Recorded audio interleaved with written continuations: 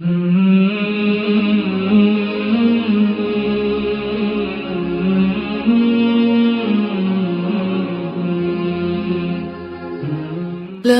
إله إلا الله محمد رسول الله نحمده ونصلي على رسوله الكريم اما بعد فاعوذ بالله من الشيطان الرجيم بسم الله الرحمن الرحيم رب اشرح لي صدري ويسر لي امري واحلل عقدة من لساني يفقهوا قولي اذا سألك عبادي عني فاني قريب اجيب دعوة الداعي اذا دعان فَلْيَسْتَجِيبُوا لِي وَلْيُؤْمِنُوا بِي لَعَلَّهُمْ يَرْشُدُونَ۔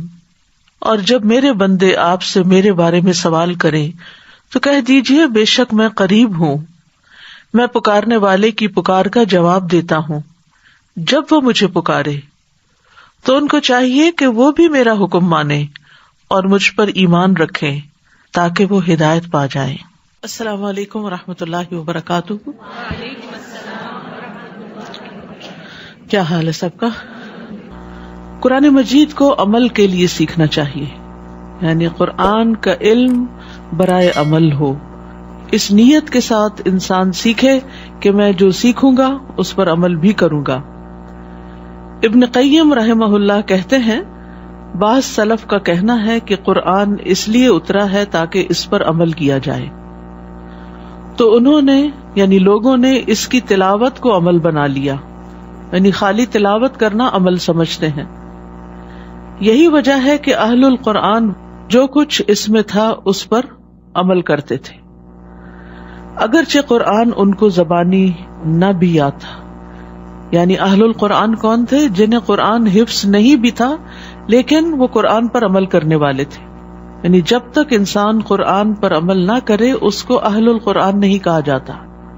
لیکن جو شخص اسے محض زبانی یاد کر لے، نہ اس کو سمجھے نہ ہی اس کے احکامات پر عمل کرے، تو وہ اہل قرآن میں سے نہیں ہے، چاہے وہ قرآن کے حروف اور تجوید کو ایسے درست کر کے پڑھے جیسا کہ تیروں کو سیدھا کیا جاتا ہے، یعنی انتہا درجے کی درستگی کے ساتھ قرات کرے، لیکن اگر اس کو سمجھتا نہیں اور اس پر عمل نہیں کرتا تو وہ اس کا حق ادا نہیں کر رہا۔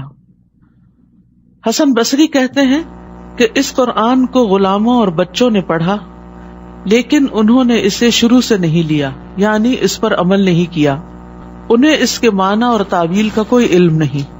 تو بچوں کو اگرچہ لفظ لفظ سمجھ نہ بھی آئے لیکن کوشش کرنی چاہیے کہ وہ جو بھی پارہ وہ پڑھیں یا سورت کوئی پڑھیں یا کوئی حصہ پڑھیں تو اس کا مفہوم ان کو معلوم ہو کہ وہ کیا پڑھ رہے ہیں، قرآن کیا کہہ رہا ہے۔ بلکہ آپ میں سے جتنے بھی لوگ ناظرہ قرآن پڑھانے والے ہیں وہ اپنے لیے لازم کر لیں کہ پڑھاتے ہوئے کچھ نہ کچھ حصہ، یعنی سارا تو ممکن نہیں ہوتا بعض اوقات کیونکہ ناظرہ کا پڑھنا بھی ایک مشکل کام ہوتا ہے، لیکن اس میں سے چاہے تو کوئی آیت سلیکٹ کر لیں، چاہے تو اوور آل خلاصہ بتا دیں، لیکن کوئی نہ کوئی کام کی یا عمل کی بات ضرور بتائیں تاکہ قرآن کا حق ادا ہو۔ قرآن کے حروف کے ساتھ ساتھ اس کی حدود کا خیال رکھا جائے۔ یحییٰ ابن سعید سے مروی ہے کہ عبداللہ بن مسعود رضی اللہ عنہ نے ایک انسان سے کہا، تم یقیناً ایسے زمانے میں ہو کہ اس میں علماء زیادہ اور قاری کم ہیں۔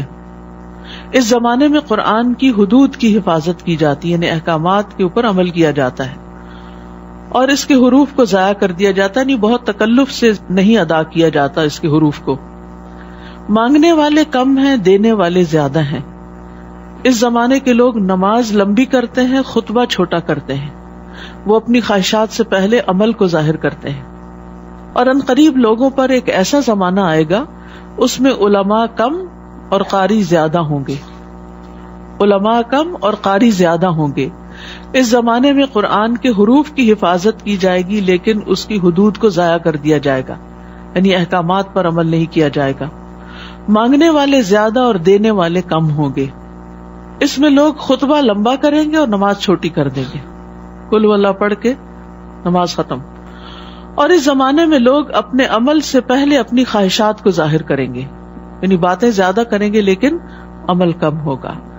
تو ضروری ہے کہ انسان اپنے عمل سے قرآن کی تصدیق کرے، کہ واقعی وہ قرآن کو سچا مانتا ہے، کیونکہ جس چیز کی سچائی کا اسے یقین ہوتا ہے اسے وہ اپنے عمل میں بھی ضرور لے کر آتا ہے، اس کو حاصل کرتا ہے اور پھر اس کو استعمال بھی کرتا ہے۔ 12واں پارہ۔ اعوذ باللہ من الشیطان الرجیم، بسم اللہ الرحمن الرحیم، وما من دابۃ فی الارض الا علی اللہ رزقها ویعلم مستقرها ومستودعها کل فی کتاب مبین۔ شروع کرتی ہوں اللہ کے نام سے جو بے انتہا مہربان نہایت رحم فرمانے والا ہے۔ زمین میں چلنے والا کوئی جاندار ایسا نہیں جس کا رزق اللہ کے ذمہ نہ ہو، وہ اس کی قرارگاہ کو بھی جانتا ہے اور دفن ہونے کی جگہ کو بھی۔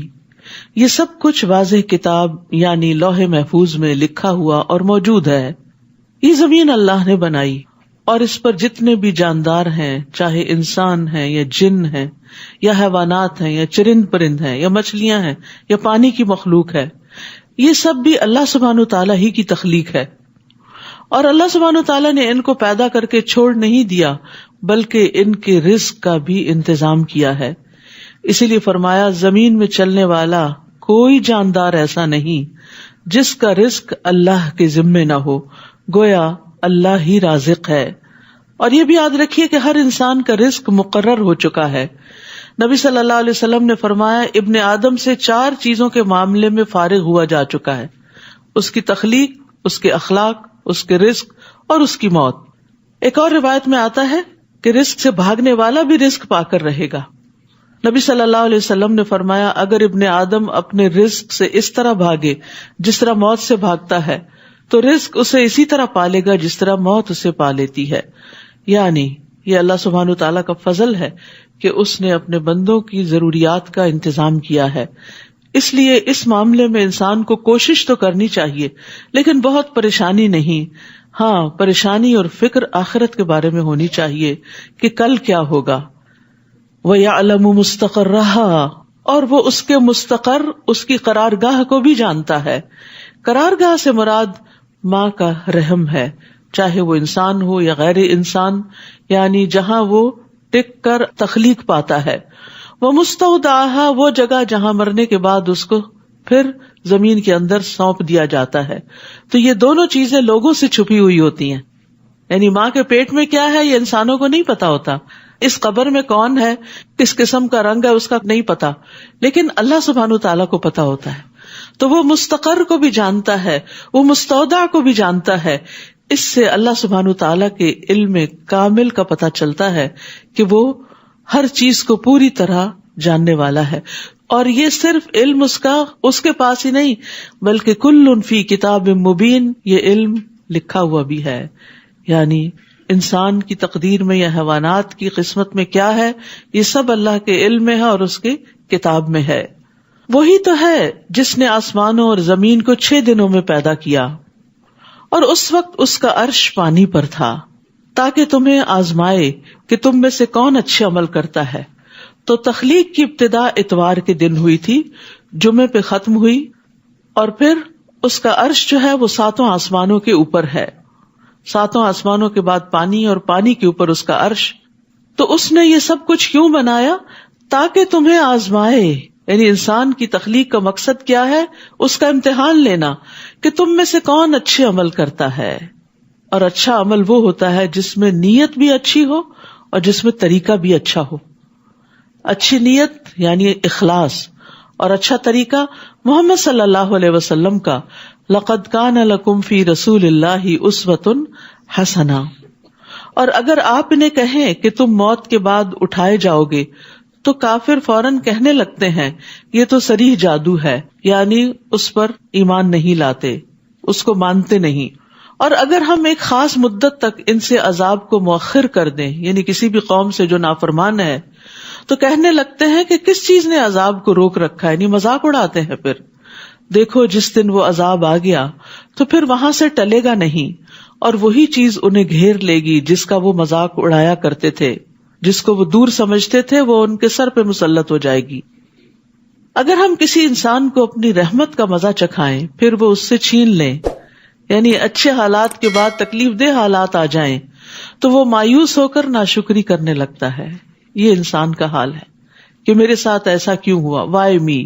اور اگر کوئی مصیبت آنے کے بعد ہم اسے نعمتیں عطا کریں، یعنی تکلیف دہ حالات کے بعد اچھے حالات ہوں، تو کہتا ہے کہ میری تو ساری تکلیفیں دور ہو گئیں، پھر وہ اترانے اور تکبر کرنے لگتا ہے، یعنی بجائے اس کے کہ شکر ادا کرے وہ تکبر کرنے لگتا ہے۔ تو انسان کا حال کیا ہے کہ زیادہ تر وہ ناشکری ہی کرتا ہے، تکلیف میں بھی ناشکری اور خوشحالی میں بھی ناشکری۔ حالانکہ انسان کی زندگی میں دن اور رات آتے رہتے ہیں، ہر انسان کی زندگی میں۔ یوسف علیہ السلام کو دیکھیں کہ کس طرح وہ باپ کی آنکھوں کا تارا تھے، ان کو محبت نصیب ہوئی، لیکن اس کے بعد ان کی زندگی میں کیا آیا؟ بھائیوں نے انہیں کنویں میں ڈال دیا، تکلیف دہ حالات پیدا ہو گئے۔ لیکن پھر اس کے بعد کیا ہوا؟ کنویں سے نکل کر عزیز مصر کے ہاں پہنچ گئے، خوشحالی آ گئی۔ پھر کیا ہوا؟ وہاں آزمائش آ گئی عزیز مصر کی بیوی کی طرف سے، وہاں سے جیل خانے میں پہنچا دیے گئے۔ پھر کیا ہوا؟ تکلیف کے بعد پھر آسانی آئی تو جیل خانے سے نکال کے مصر کے تخت پر بٹھا دیے گئے۔ تو ان واقعات میں ہمارے لیے سبق ہے کہ کس طرح زندگی میں رات بھی آتی ہے اور دن بھی آتا ہے۔ جب اچھے حالات ہوں تو یہ نہ سمجھیں کہ یہ ہمیشہ ایسا ہی رہے گا، شکر ادا کرتے رہیں، اللہ کے قریب رہیں، اللہ کی عبادت کرتے رہیں، اور اگر پھر اچھے حال کے بعد تکلیف دہ حالات آئیں تو پھر بھی صبر کے ساتھ خوشحالی کا انتظار کریں اور ناشکری نہ کریں، ہر حال میں اللہ کا شکر ادا کرتے رہیں۔ إِلَّا الَّذِينَ صَبَرُوا وَعَمِلُوا الصَّالِحَاتِ أُولَئِكَ لَهُم مَّغْفِرَةٌ وَأَجْرٌ كَبِيرٌ، مگر ان قباحتوں سے وہ لوگ مستثنیٰ ہیں جنہوں نے صبر کیا اور اچھے عمل کیے، ایسے ہی لوگوں کے لیے مغفرت اور بہت بڑا اجر ہے، اجر کبیر ہے، جنت الفردوس ہے۔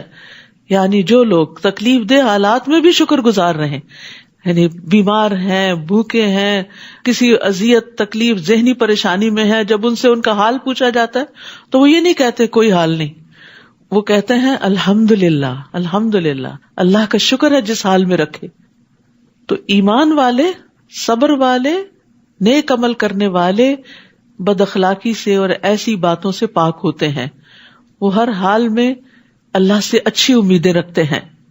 تو یہاں پر آپ دیکھیے کہ صبر کا لفظ استعمال ہوا ہے جو ایک نئے معنوں میں ہے، اور وہ کیا ہے؟ مصیبتوں کے چھٹ جانے کا انتظار کرنا، کہ یہ دن بھی گزر جائیں گے، this shall too pass، یہ بھی نکل جائے گا، جیسے اچھے دن نکل گئے یہ بھی نکل جائیں گے، اور اس کے بعد آسانی ہو جائے گی۔ فَلَعَلَّكَ تَارِكٌ بَعْدَ مَا يُوحَىٰ إِلَيْكَ، اے نبی ایسا نہ ہو کہ آپ کی طرف جو وحی کی جاتی ہے آپ اس کا کچھ حصہ چھوڑ دیں، اور اس وجہ سے آپ کا دل تنگ ہو کہ کافر یہ کہیں گے کہ اس شخص پر کوئی خزانہ کیوں نہ اتارا گیا، یا اس کے ساتھ کوئی فرشتہ کیوں نہ آیا۔ تو آپ تو محض ڈرانے والے ہیں، اور ہر چیز پر مختار تو اللہ ہے۔ تو نبی صلی اللہ علیہ وسلم جو تمام انسانوں سے زیادہ صبر اور حوصلے والے تھے، تو ان پر بھی بعض اوقات ایسی گھبراہٹ طاری ہوتی تھی جو کسی ایک عام انسان پر ہوتی ہے کہ جو اپنے حالات سے پریشان ہونے لگتا ہے، لیکن اللہ سبحانہ وتعالی آپ کو آپ کا مقام یاد دلا رہے ہیں اور آپ کو کانفیڈینس دے رہے ہیں کہ آپ فکر نہ کریں کہ آپ کے پاس مادی وسائل کی کثرت نہیں، آپ کو اللہ نے جو مقام دیا ہے اس کی بنا پر آپ اپنا کام کرتے چلے جائیں۔ اللہ نے آپ کو جس چیز کے لیے چنا ہے اس پر نظر رکھیں۔ ہمارے ساتھ بھی بعض اوقات یہ ہوتا ہے کہ ہم irrelevant چیزوں کی طرف زیادہ توجہ دینے لگتے ہیں، چونکہ ہمارے حالات ایسے ہیں، چونکہ میرے ساتھ کوئی سپورٹ نہیں ہے، میرے گھر کے حالات اچھے نہیں ہیں، تو میں دین کا کام کیسے کروں؟ نہیں، اللہ نے اگر آپ کو دین کا علم دے دیا، اللہ نے اگر آپ کو یہ راہ دکھا دی، اس کام کے لیے چن لیا، تو اس کو اپنے لیے بہت بڑا آنر سمجھیں، اس پر فوکس کریں، اور باقی چیزیں اللہ کے سپرد کر دیں، وہ ٹیک کیئر کرے گا اور ان کو درست کر دے گا۔ یا وہ یہ کہیں کہ اس نے یہ قرآن خود گھڑ لیا ہے، آپ ان سے کہیے اگر تم اس دعوے میں سچے ہو تو تم بھی اس جیسی 10 صورتیں گھڑ لاؤ، اللہ کے سوا جس جس کو تم بلا سکتے ہو بلا لو۔ پھر اگر وہ تمہیں اس چیلنج کا جواب نہ دے سکیں تو جان لو کہ یہ قرآن اللہ کے علم سے اتارا گیا ہے، سبحان اللہ، یہ قرآن اللہ کے علم سے اتارا گیا ہے، اور یہ کہ اس کے سوا کوئی الہ نہیں، یہ قرآن کی اصل دعوت ہے کہ لوگ اس کی عبادت کی طرف آئیں۔ پھر کیا تم اس امر حق کے سامنے سر تسلیم خم کرتے ہو؟ من کان یرید الحیات الدنیا وزینتہا، جو شخص دنیا کی زندگی اور اس کی زینت چاہے تو ہم ایسے لوگوں کو دنیا میں ہی ان کے اعمال کا پورا بدلہ دے دیتے ہیں، یعنی جو وہ نیکی کرتے ہیں، اچھا کرتے ہیں، دعائیں مانگتے ہیں، بس وہ صرف دنیا ہی مانگتے ہیں تو ہم ان کو دنیا دے دیتے ہیں اور وہ دنیا میں گھاٹے میں نہیں رہتے۔ یہی لوگ ہیں جن کا آخرت میں آگ کے سوا کچھ حصہ نہیں، یعنی جو آخرت کو بھول کر صرف دنیا پہ فوکس کیے ہوئے ہیں، پھر انہیں آخرت میں کچھ نہیں ملے گا۔ جو کچھ انہوں نے دنیا میں بنایا وہ برباد ہو جائے گا، اور جو عمل کرتے رہے وہ بھی بے سود ہوں گے۔ تو یہاں بنیادی طور پر ریاکاروں کے بارے میں بات کی گئی ہے کہ جو اپنے نیک اعمال کو دکھاوے کے لیے کرتے ہیں اور لوگوں سے واہ واہ چاہتے ہیں اور شہرت حاصل کرنا چاہتے ہیں، لوگوں کے اندر نیک بی بی کہلانا چاہتے ہیں کہ لوگ ہمیں بہت ایماندار اور شریف سمجھیں تاکہ اس کی آڑ میں ہم مزید دنیا کے کچھ فائدے حاصل کر سکیں، کیونکہ یہ دین والوں پر لوگوں کا ٹرسٹ ہوتا ہے نا، تو بعض لوگ دین کی آڑ لے لیتے ہیں تاکہ لوگ ان پہ ٹرسٹ کریں، اور اس کے پیچھے پھر وہ اپنی مذموم نیتوں کو پورا کرتے ہیں۔ تو ایسے لوگوں کے لیے سزا بتائی گئی ہے۔ بھلا وہ شخص جو اپنے رب کی طرف سے ایک واضح دلیل رکھتا ہو، پھر اسی رب کی طرف سے ایک شاہد وہی بات پڑھ کر سنائے، اور وہی بات اس سے پہلے موسیٰ کی کتاب تورات میں بھی موجود ہو، جو لوگوں کے لیے رہنما اور رحمت تھی، تو کیا وہ اس بات میں شک کر سکتا ہے؟ ایسے ہی لوگ اس پر ایمان لاتے ہیں، اور ان گروہوں میں سے جو کوئی ایسی بات کا انکار کر دے تو اس کے لیے دوزخ ہی کا وعدہ ہے۔ لہذا آپ کو ایسی بات میں شک میں نہ رہنا چاہیے، بلا شبہ وہ آپ کے رب کی طرف سے حق ہے، پھر بھی اکثر لوگ ایمان نہیں لاتے۔ تو کچھ لوگ ایسے ہوتے ہیں کہ جن کی فطرت سلیم ہوتی، جو اپنے رب کی طرف سے واضح دلیل رکھتے ہیں، یعنی ان کے اندر خیر ہوتی ہے، وہ بہت سا علم نہ رکھنے کے باوجود بھی اپنے رب کو پہچانتے ہیں کائنات کی نشانیوں کے ذریعے۔ پھر ایسا ہوتا ہے کہ کبھی کتاب ہدایت سے ان کا انٹریکشن ہو جاتا ہے اور کوئی ان کو اللہ کی آیات اور کتاب میں سے وہی چیز پڑھ کے بتاتا ہے، اور پھر پچھلی کتابوں سے بھی رہنمائی اور گائیڈنس ان کو ملی بھی ہوتی ہے، تو پھر وہ اس پر ایمان لے آتے ہیں اور وہ شک میں نہیں رہتے۔ لیکن کچھ لوگ ایسے ہیں کہ جو علم کے گہوارے میں پیدا ہوتے ہیں، پیغمبر ان کے درمیان میں ہوتے ہیں، ہر طرح کے دلائل موجود ہوتے ہیں، پھر بھی وہ نہیں مانتے۔ تو ہمیں سوچنا چاہیے کہ حق آنے کے بعد ہمارا طرز عمل کیا ہوتا ہے۔ وَمَنْ أَظْلَمُ مِمَّنِ افْتَرَىٰ عَلَى اللَّهِ كَذِبًا، اور اس شخص سے بڑھ کر ظالم کون ہوگا جو اللہ پر جھوٹ گھڑے۔ ایسے لوگ اپنے رب کے سامنے پیش کیے جائیں گے اور گواہی دیں گے کہ یہی لوگ تھے جو اپنے رب پر جھوٹ باندھتے تھے۔ دیکھو ظالموں پر اللہ کی لعنت ہے۔ یعنی رب پر جھوٹ باندھنا کیا ہے؟ شرک کرنا یا ان باتوں کو ان سے منسوب کرنا جو اس نے فرمائی نہیں۔ الذین یصدون عن سبیل اللہ، جو لوگوں کو اللہ کی راہ سے روکتے ہیں، ویبغونہا عوجا، اور اس میں کجروی تلاش کرتے ہیں، یعنی دین کے اندر نقص نکالنے کی کوشش کرتے ہیں، اور وہ آخرت کے بھی منکر ہیں۔ تو جو یصدون ہے، یہ کون ہے؟ جو اپنے آپ کو بھی حق کی پیروی سے روکتے ہیں اور دوسروں کو بھی اطاعت کرنے سے روکتے ہیں، اور دین کے اندر ٹیڑھا پن نکالتے ہیں اپنے خیال سے، اپنی ٹیڑھی عقل کے مطابق، تاکہ لوگوں کو اللہ کی فرما برداری سے روکا جا سکے۔ تو یاد رکھیے، دوسروں کو گمراہ کرنا انتہائی ظلم ہے، اپنے اوپر بھی اور دوسروں پر بھی۔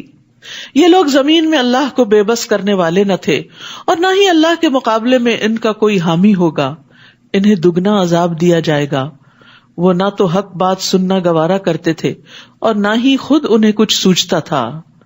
یعنی بھٹکانے والوں کو دگنا عذاب ہوتا ہے، خود بھٹکنے کا بھی اور اوروں کو بھٹکانے کا بھی۔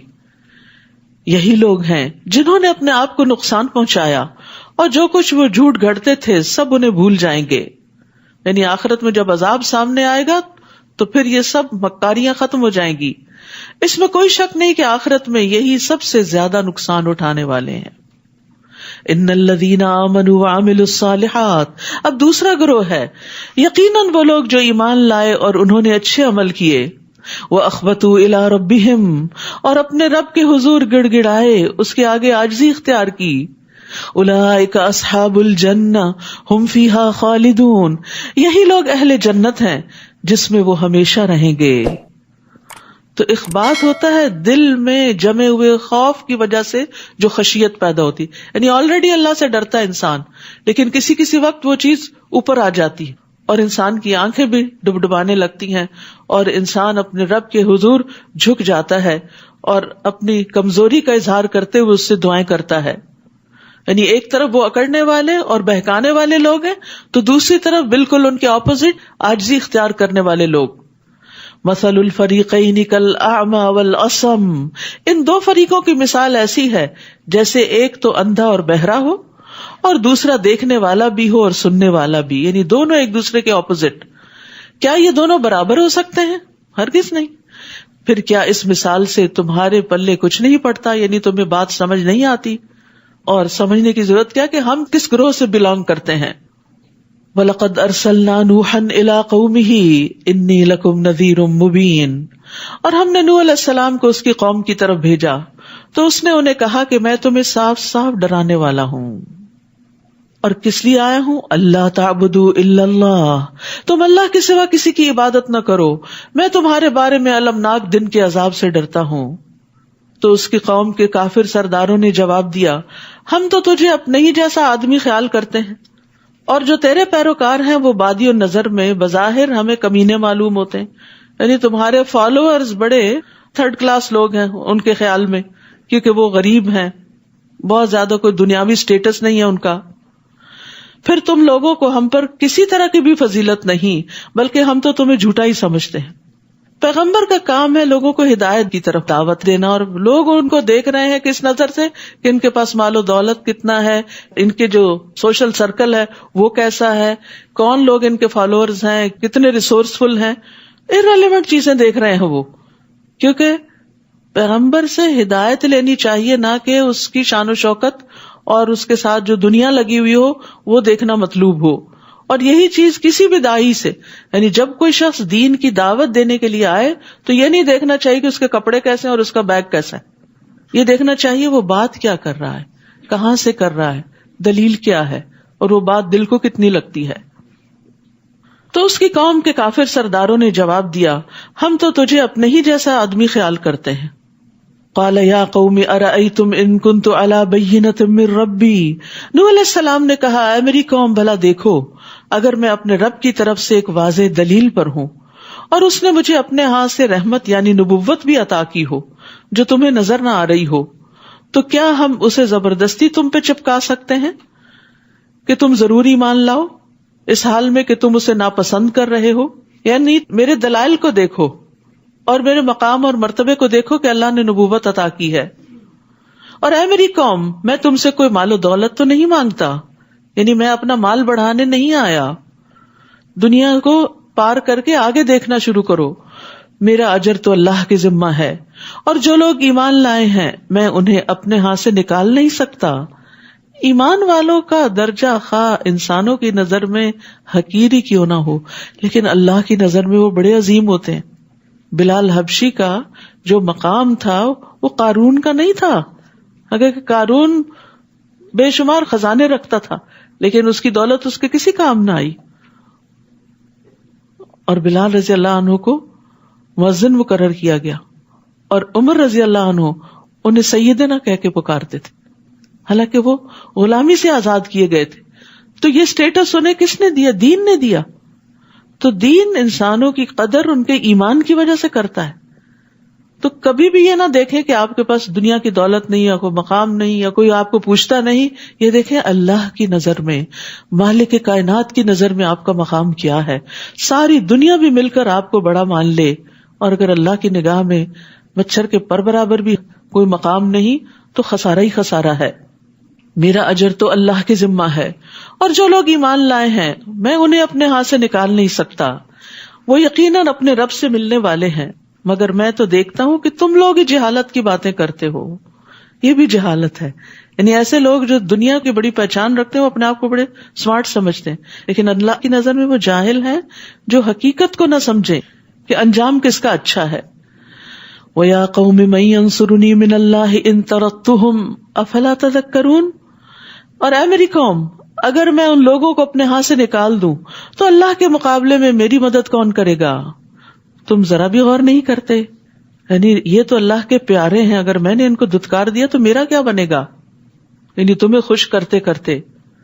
تو یاد رکھیے، لوگوں کی قدر ان کے دین، ایمان اور تقوی کی وجہ سے کریں، چاہے ان کا دنیاوی مقام کچھ بھی نہ ہو. ان کو دین کی وجہ سے عزت دیں، اور ان کو دین کی وجہ سے عزت وہی دیتا ہے جس کے اپنے اندر دین ہو. جس کے اپنے اندر اللہ کی محبت ہو تو وہ اللہ سے محبت کرنے والوں سے لازماً محبت کرتا ہے. جو خود دین کی ترقی چاہتا ہے وہ دین کے لیے چھوٹا سا کام کرنے والوں سے بھی محبت رکھتا ہے کہ یہ بھی اسی منزل کے مسافر ہیں جس طرف میں جا رہا ہوں. میں تمہیں یہ نہیں کہتا کہ میرے پاس اللہ کے خزانے ہیں، نہ میں یہ کہتا ہوں کہ میں غیب جانتا ہوں، نہ یہ کہ میں فرشتہ ہوں، نہ ہی میں یہ کہتا ہوں کہ جن لوگوں کو تم حقیر سمجھتے ہو اللہ انہیں کبھی بھلائی سے نوازے گا ہی نہیں. جو ان کے دلوں میں ہے وہ اللہ ہی خوب جانتا ہے. اگر میں ان سب باتوں سے کوئی بھی بات کہوں تو یقیناً میں ظالموں میں سے ہو جاؤں گا. یعنی کھل کے بتا دیا کہ میرا مقصود دنیا نہیں ہے، اور نہ میں دنیاوی اعتبار سے کوئی بڑا انسان بن کے تمہارے سامنے آنا چاہتا ہوں.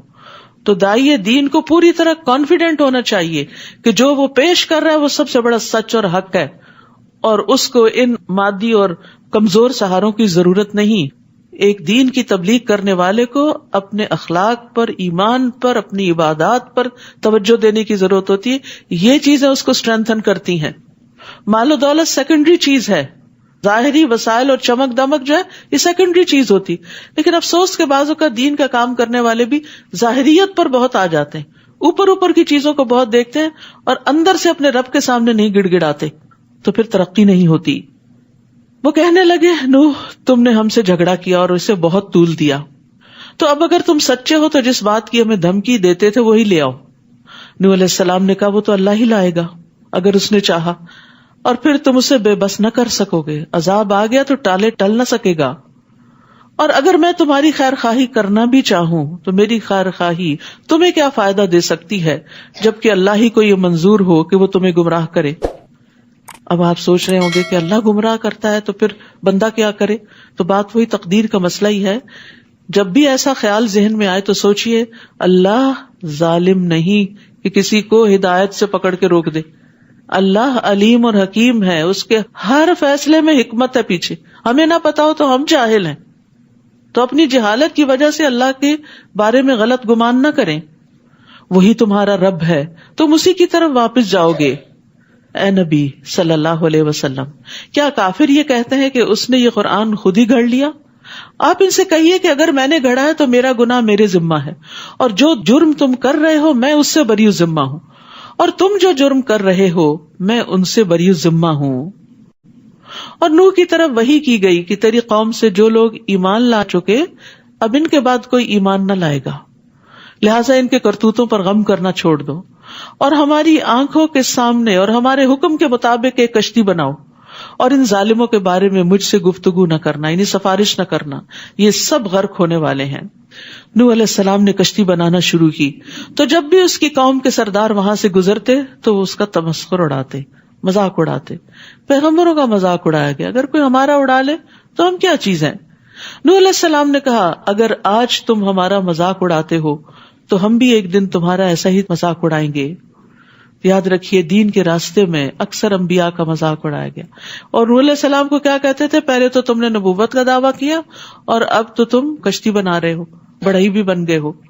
یاد رکھیے سب سے زیادہ سخت آزمائشیں، ہر قسم کی آزمائشیں انبیاء پر آتی ہیں، پھر جو ان سے قریب تر لوگ ہوتے ہیں.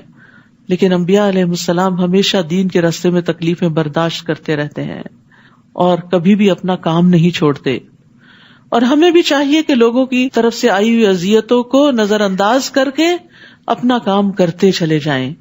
رسول اللہ صلی اللہ علیہ وسلم نے فرمایا وہ مومن جو لوگوں میں مل جل کے رہتا ہے اور ان کی اذیتوں پر صبر کرتا ہے، اجر کے لحاظ سے اس مومن سے بہتر ہے جو لوگوں میں مل جل کے نہیں رہتا اور ان کی اذیتوں پہ صبر نہیں کرتا، یعنی سب سے بائیکاٹ کر کے ایک طرف بیٹھا رہتا ہے، اس میں کوئی خیر نہیں.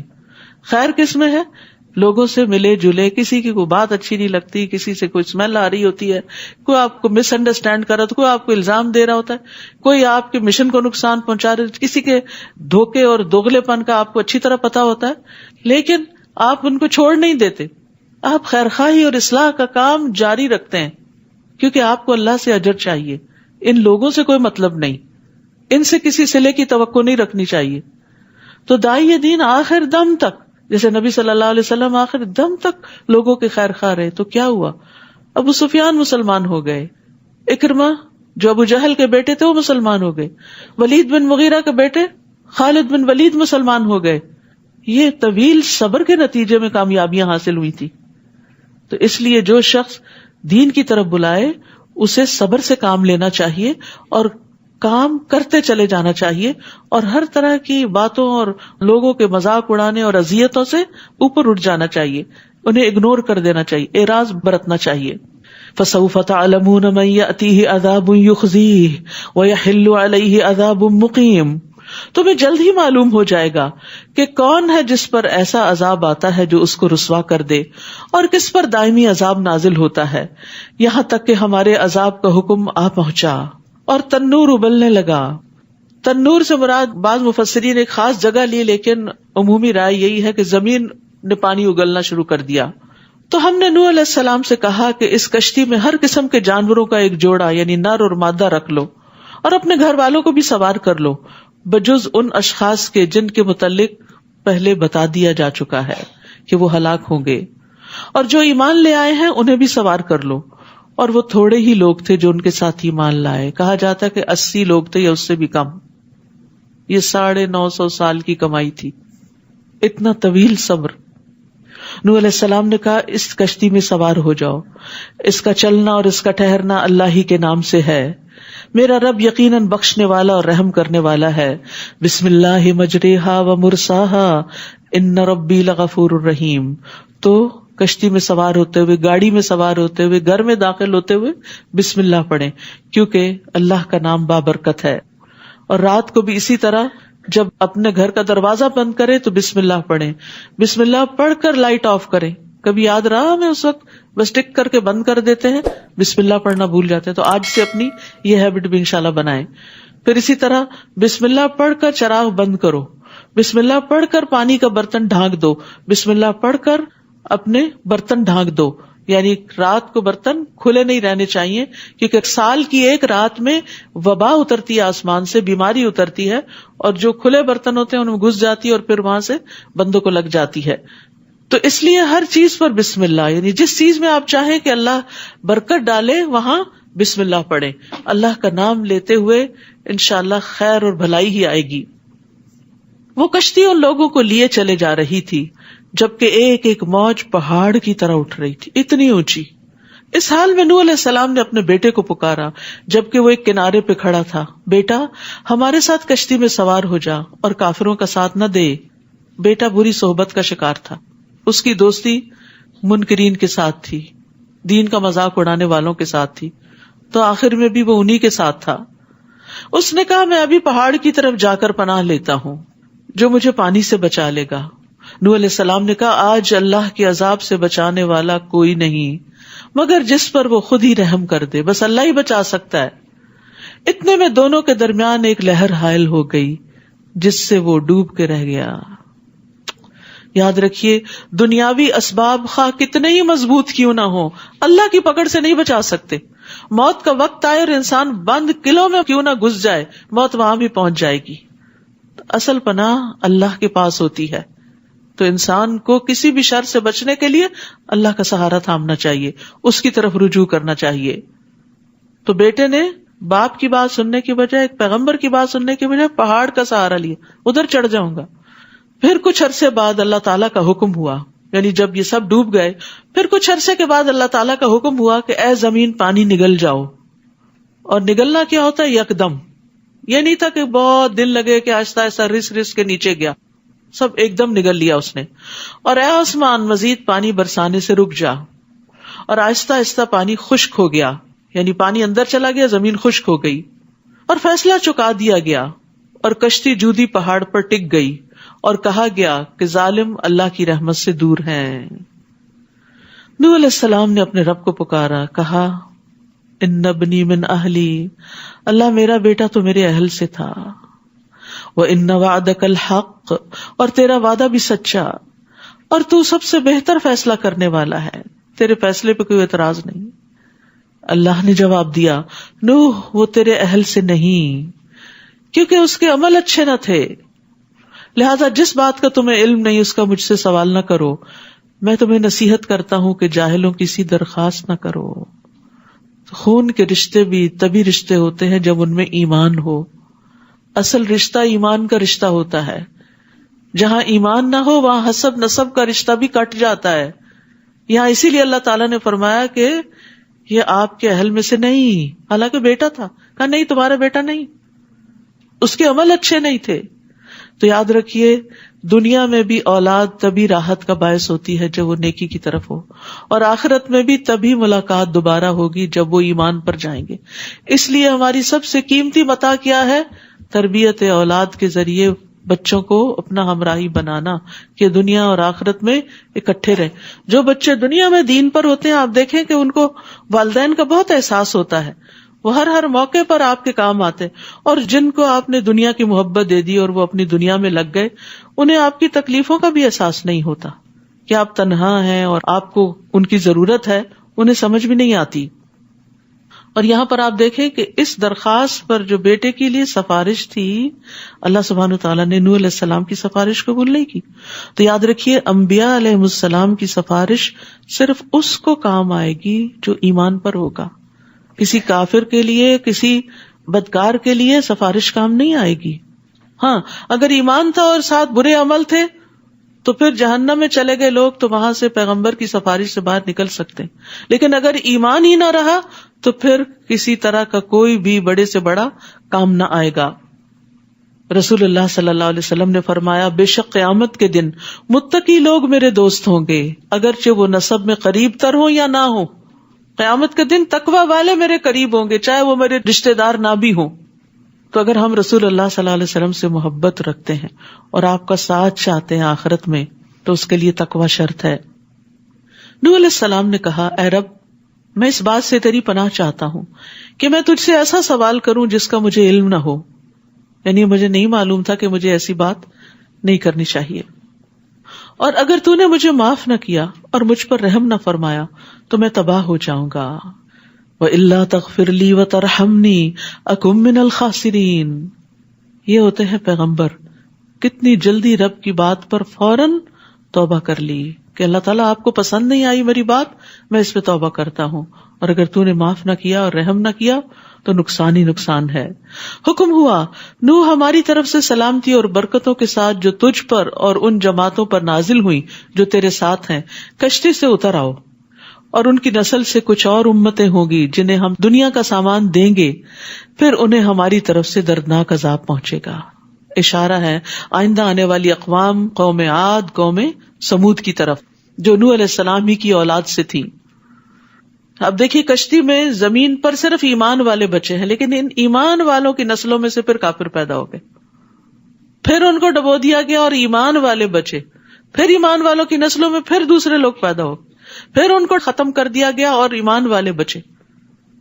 تو یاد رکھیے یہ سلسلہ چلتا رہتا ہے، یخرج الحی من المیت و یخرج المیت من الحی۔ کبھی ایمان والے سے جو اولاد پیدا ہوتی ہے وہ کافر ہوتی ہے، اور کبھی باپ مسلمان نہیں لیکن اولاد مسلمان ہو جاتی ہے۔ اللہ کی شان ہے، اللہ کو پتا ہے ہدایت کس کو دینی ہے۔ ہمیں تو دعائیں کرتے رہنا چاہیے۔ تلک من انباء الغیب نوحیہا الیک۔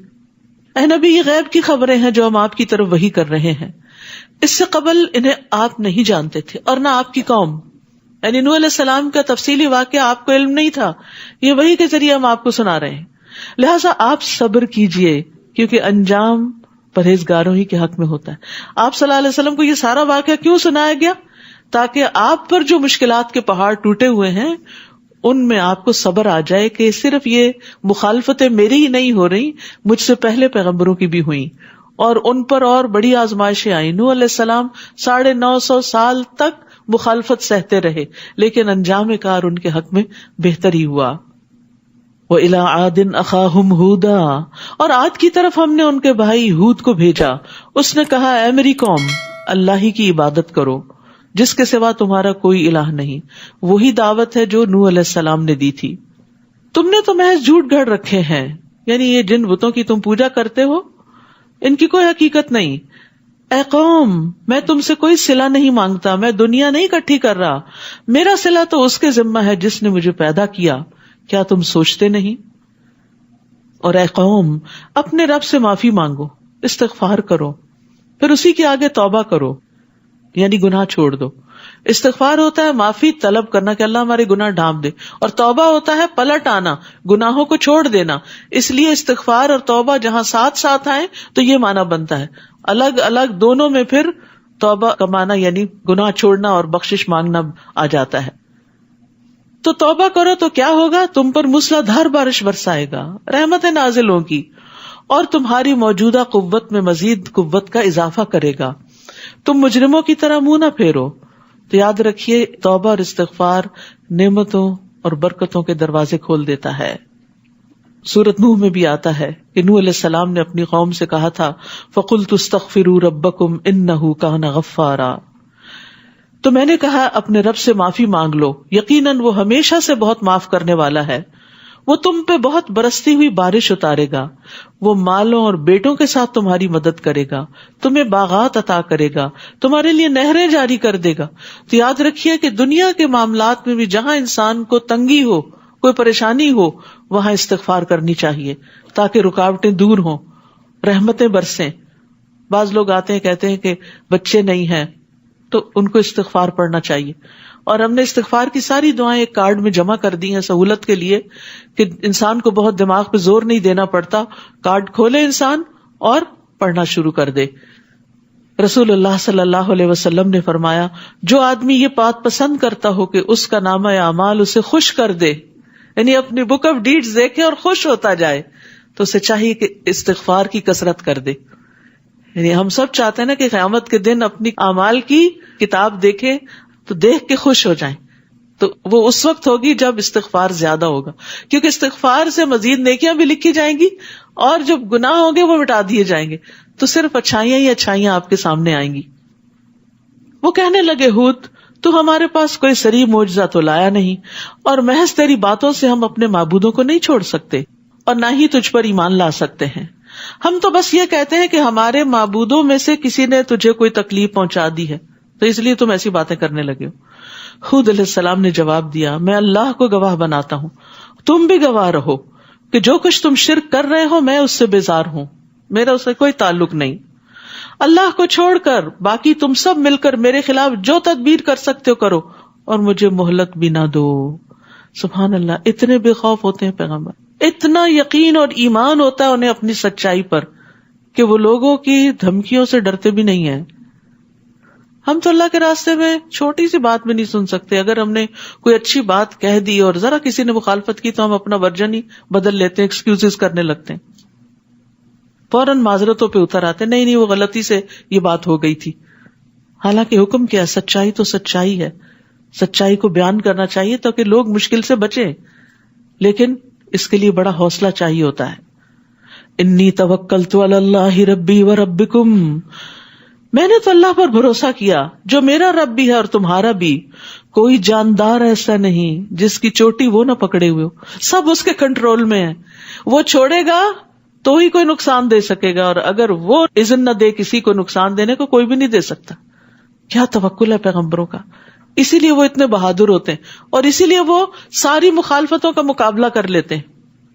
تو ہمیں بھی اللہ سے توکل مانگنا چاہیے، اور توکل ایمان کا حصہ ہے، توکل کے بغیر ایمان کمزور ہے، ضعیف ہے۔ ان ربی علی صراط مستقیم، میرا رب یقیناً سیدھی راہ پر ہے۔ پھر اگر تم اعراض کرو تو میں جو پیغام تمہیں پہنچانے کے لیے بھیجا گیا تھا تمہیں پہنچا چکا، یعنی میں نے اپنا کام کر لیا، اب میرا رب تمہارے علاوہ دوسروں کو تمہارا جانشین بنائے گا، اب تمہاری شامت کا وقت قریب آ گیا اور تم اس کا کچھ بھی بگاڑ نہ سکو گے، میرا رب یقیناً ہر چیز پر نگران ہے۔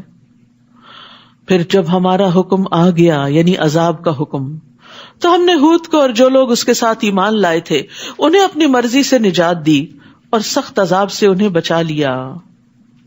یاد رکھیے نیک اعمال کے باوجود اللہ کی رحمت ہی نجات کا باعث ہوتی.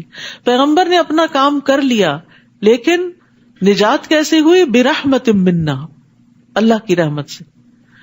آپ کتنی بھی محنت کریں کسی پروجیکٹ میں، اگر کامیابی حاصل ہو جاتی ہے تو آپ سوچیے میرے رب کا فضل تھا. کیونکہ بہت دفعہ ہم کوششیں کرتے ہیں، چاہے نیک کام کی کوششیں کریں، برابر نہیں ہوتی.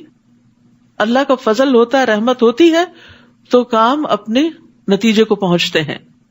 اور یہ قوم عاد کی اجڑی ہوئی بستیاں ہیں.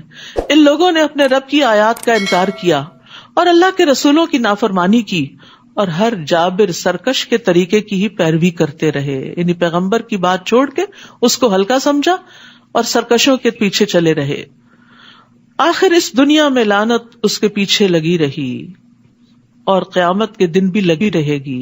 دیکھو قوم عاد نے اپنے رب کا انکار کیا. دیکھو یہ عاد کے لوگ دھتکار دیے گئے جو ہود کی قوم کے لوگ تھے. تو جو اپنے رب کا انکار کرے اس کے لیے پھر ایک وقت کے بعد زندہ رہنے کا، عیش و عشرت کرنے کا کوئی حق نہیں رہتا.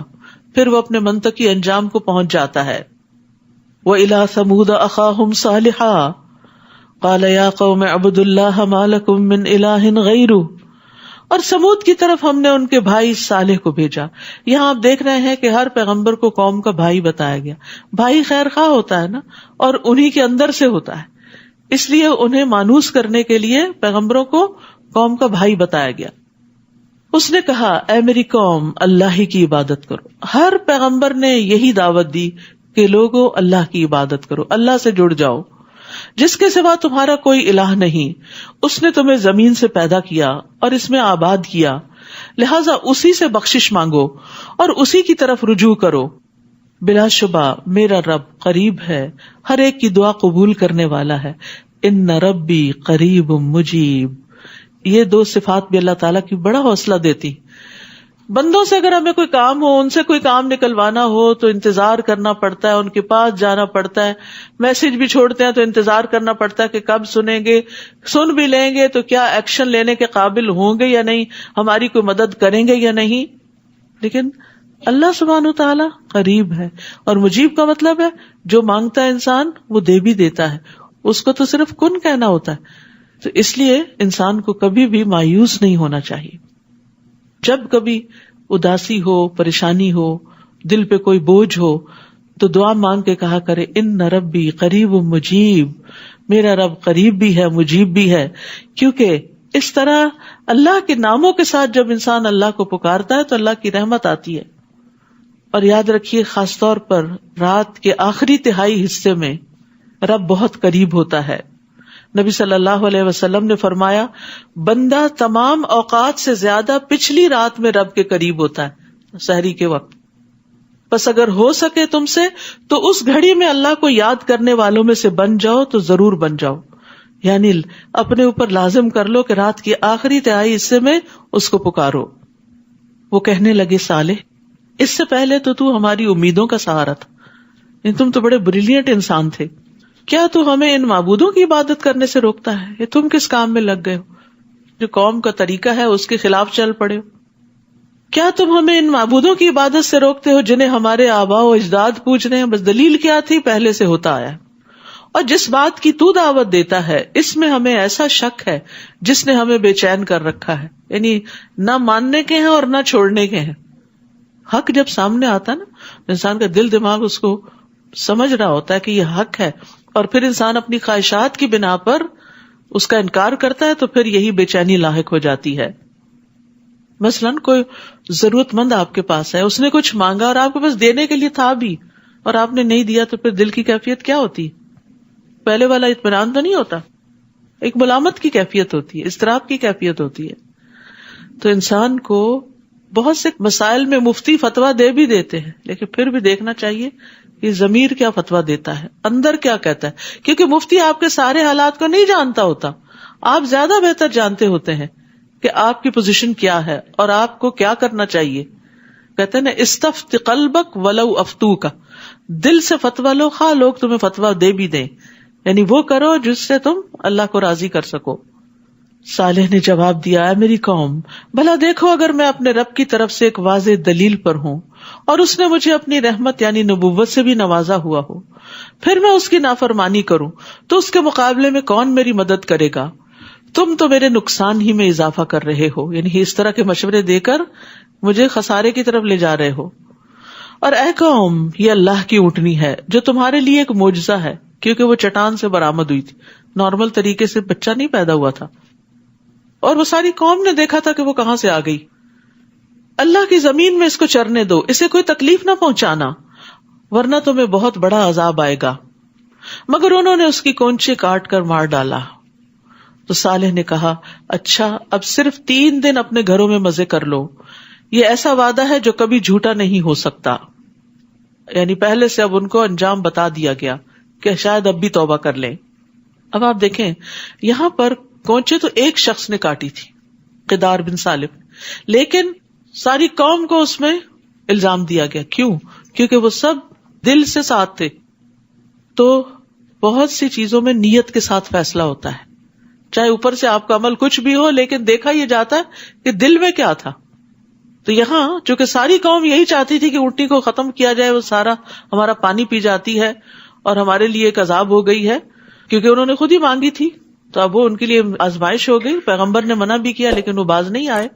تو جب ایک بندے نے وہ غلط کام کیا اور سب نے اس کی تائید کی تو سب ہی مجرم قرار پائے. اسی طرح اگر کوئی شخص کسی کو خود قتل نہیں کرتا, صرف اس کو مشورہ دیتا ہے یا اشارے سے کہتا ہے کہ کرو اس کو قتل, تو وہ بھی قاتل قرار پاتا ہے. تو بعض کام ایسے ہوتے ہیں کہ جس میں انسان کو نہ دل سے ساتھ دینا چاہیے, نہ زبان سے, نہ اشارے سے, اور ظلم کا ساتھ تو کبھی نہیں دینا چاہیے. بعض اوقات ایسا ہوتا ہے گھروں کے اندر ہی ظلم ہو رہا ہوتا ہے, اور چونکہ آپ کچھ خاص لوگوں کے ساتھ فیورٹزم کر رہے ہوتے ہیں اور آپ ان کی غلط باتوں کو بھی جسٹیفائی کرتے ہیں, صحیح قرار دیتے ہیں, تو اس میں اگر مظلوم کی حمایت نہیں کر سکتے اور ظالم کو برا نہیں کہہ سکتے تو کم از کم ساتھ نہ دیں, خاموشی اختیار کریں اور دل سے تو برا جانیں, کیونکہ برائی کو دل سے برا جاننا ایمان کا سب سے آخری درجہ ہے. فَلَمَّا جَاءَ أَمْرُنَا نَجَّيْنَا صَالِحًا وَالَّذِينَ آمَنُوا مَعَهُ بِرَحْمَةٍ مِنَّا, پھر جب ہمارے عذاب کا حکم آ گیا تو ہم نے صالح کو اور ان لوگوں کو جو اس کے ساتھ ایمان لائے تھے اپنی رحمت سے اس عذاب اور اس دن کی رسوائی سے بچا لیا. بلا شبہ آپ کا رب طاقتور اور غالب ہے. اور جن لوگوں نے ظلم کیا تھا انہیں ایک دھماکے نے آ پکڑا جس سے وہ اپنے گھروں میں اوندے منہ پڑے رہ گئے. جیسے پرندے گرتے ہیں نا مر کے, تو منہ کے بل اور پیٹ کے بل پڑے ہوتے ہیں, ایسے ہی اس زلزلے سے یہ سب اوندے منہ جا گرے, جیسے وہ وہاں کبھی آباد ہی نہ ہوئے تھے. حالانکہ بڑی شان و شوکت کی زندگی بسر کر رہے تھے, لیکن ایک آواز نے اور ایک زلزلے نے ان کی ساری شان و شوکت ختم کر دی. دیکھو سمود نے اپنے رب کا انکار کیا, دیکھو سمود بھی دھتکار دیے گئے, اللہ کی رحمت سے دور کر دیے گئے. وَلَقَدْ جَاءَتْ رُسُلُنَا إِبْرَاهِيمَ بِالْبُشْرَى, اور بلا شبہ ہمارے رسول یعنی فرشتے ابراہیم علیہ السلام کے پاس خوشخبری لے کر آئے اسحاق علیہ السلام کی ولادت کی. تو ابراہیم علیہ السلام کو سلام کیا تو انہوں نے سلام کا جواب دیا, وعلیکم السلام. اور تھوڑی ہی دیر گزری تھی کہ وہ مہمانی کے طور پر ایک بھنا ہوا بچڑا لے آئے. مہمان سے پوچھا نہیں جاتا کچھ کھاؤ گے, انہوں نے پوچھا نہیں کہ تم کون ہو, کس مقصد سے آئے ہو, کیا ہے. انہیں بٹھایا اور فوراً جا کر بہت سا کھانا لے آئے. یعنی بعض اوقات ایسا ہوتا ہے نا کہ ہم صرف کپ میں ایک چیز بنا کے کسی کو پیش کر رہے ہوتے ہیں, ٹھیک ہے کبھی ایسا بھی ہوتا ہے, لیکن اگر مہمان دور سے آئے ہوں, اجنبی ہوں, تو کھانے پر ان کا حق ہوتا ہے, اور کھانے میں زیادہ کھانے کا حیثیت کے مطابق اہتمام کرنا چاہیے. سب سے پہلے مہمان نواز جو بہترین مہمان نواز تھے, جن کی قرآن میں بھی تعریف کی گئی, وہ ابراہیم علیہ السلام تھے. وہ اللہ کے دوست تھے, اور یہ ایک بہت بڑی خوبی ہوتی ہے جس کی اللہ تعالیٰ کچھ لوگوں کو بہت توفیق دیتا ہے. تو یہاں پر انہوں نے فوراً مہمان نوازی کی, لیکن اس مہمان نوازی میں تکلفات سے بچنا چاہیے, کیونکہ وہ مہمان پر بھاری گزرتی ہیں. یعنی چاہے ایک بچڑا ہی تھا زیادہ اچھا تھا, اچھی چیز پیش کی, بہت زیادہ نہیں چھوٹی موٹی چیزیں پیش کی, جو تکلفات میں آ جاتی ہیں، یہ بھی ہو یہ بھی ہو یہ بھی، اپنا بھی کام بڑھتا ہے، دوسرے کا بھی بڑھتا ہے، دوسرے کا بھی پیٹ خراب ہوتا ہے. تو اس لیے مہمانداری کے بھی کچھ اسلامی اصول تقاضے ہمیں معلوم ہونے چاہیے کہ جس سے ہم مہمان کی خدمت کرتے ہوئے خوشی محسوس کریں، نہ کہ ایک بوجھ. نبی صلی اللہ علیہ وسلم نے فرمایا ابراہیم علیہ السلام پہلے شخص ہیں جنہوں نے اہتمام سے مہمانوں کی مہمان نوازی کی.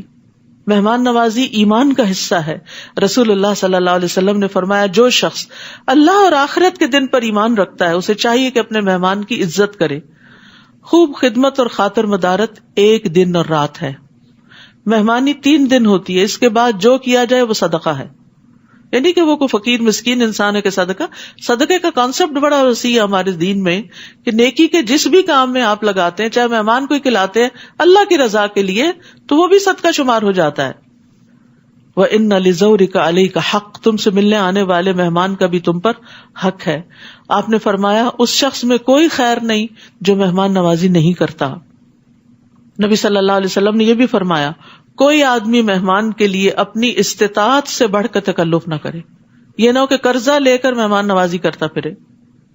انس رضی اللہ عنہ کہتے ہیں ہم عمر رضی اللہ عنہ کے پاس تھے تو آپ نے فرمایا ہمیں تکلف اختیار کرنے سے منع کیا گیا ہے، جیسے قرآن مجید میں آتا ہے وما انا من المتکلفین.